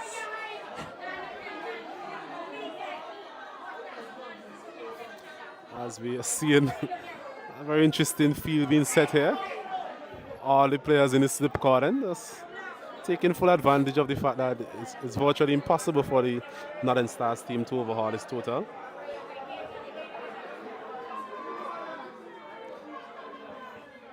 This one is outside the off stump and a wide signal there by umpire Andy Batiste. Yes, back to the game itself. Sorry, but before we go to that, I have never seen this in a T20 game. Never ever have I seen this. All of the fielders in the slip cordon. Although I mentioned it is impossible for them to get the runs, even if they hit a plethora of boundaries to follow up, to finish things off rather. But sorry, I was not going back to the game. Yes, I was saying that the Northern Stars, they had some moments in this encounter. So, for example, those 3 wickets by... this one is caught. Yes, it is. So, it must be said that it was very good field setting by the captain, because there was Johnson bowling short and wide. Christopher Hall went back and threw the kitchen sink at it, but placed it straight into the hands there of Westwick Shaw. Very good catch. It was pretty close there indeed, and that just add to the joy of the Radcliffe team and its supporters here this afternoon. 134 for the loss of 9. 2 balls remaining in this encounter. That is... I don't even know how to describe that with words. I mean, I think I have run out of superlatives to describe what just happened there. I mean, you pat the slip cordon and the batter edge one to one of the slip fielders there. No fielders in the outer ring or on the edge of the boundary. And he picked out a fielder in the slip. Magnificent. Yes, the final man to go in, it would be Watson Seaton, left arm spinner, who I thought bowled reasonably well today, given his inexperience at this level. I thought he handled himself well, and he will learn from this experience. Still have a long career ahead of him, so I'm looking for good things from the likes of Watson Seaton and Courtney Franklin and these guys.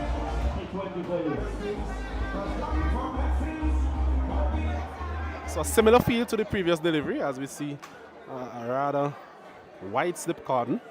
This one again is outside the off stump. Johnson just bending his back a bit more as well. Letting a bit of lift off the surface. I must commend the groundsmen as well for this surface. It's a very good batting surface. We saw that the batters were able to hit through the line. We saw some gorgeous shots indeed. It was a bit of help for the seamers if you're able to bend your back. And of course the spinners, they also did well on this particular wicket. So it's a wicket for everybody, and that's what you want to see, especially in a final. Yeah, one more wicket, one more ball before they lift the trophy, Flo Radcliffe. final delivery, and he's swinging again and misses it completely. That's it there for the Flo Radcliffe team. They are the champions here of the NLA T20 tournament. A final well deserved by them. They've played well. They've been the more consistent team throughout the 40 overs that we've seen here this afternoon, and a much deserved victory for the Radcliffe team. Yeah, congratulations to the Flo Radcliffe team, the well-led Flo Radcliffe team. All of their players stood up today with bat and ball in hand. They never gave up, even when it looked as if they were gonna put a very subpar total on board. They still managed to get themselves to 165 off the back of Otney Lewis. So an excellent display of cricket here by the Flo Radcliffe team. Seeing them lift the trophy here in this Neil Williams T20 tournament. Congratulations once more to Flo Radcliffe. Yes, and commiserations to the Northern Stars team as well. They fought, but just wasn't enough today. I think they look back at their fielding effort where they dropped quite a few catches. They were in the game at one point in time, having taken some of those early wickets. But the scoring, I think the starting and the intent from ball one actually, from the Radcliffe top order was something that they set out to do, and they were able to it came off today, and that led to their scoring rate being rather consistently high throughout that innings. And the icing on the cake was done by Otney Lewis, who I actually think would be the man of the match. A very good innings at the back end of that innings, and also did well with his bowling. So very well done there from the Radcliffe team, and congratulations to them on a well-deserved victory. So thank you very much to our viewers, locally, internationally, and this is Osnet Cato and Stacey and Adams. We are saying goodbye.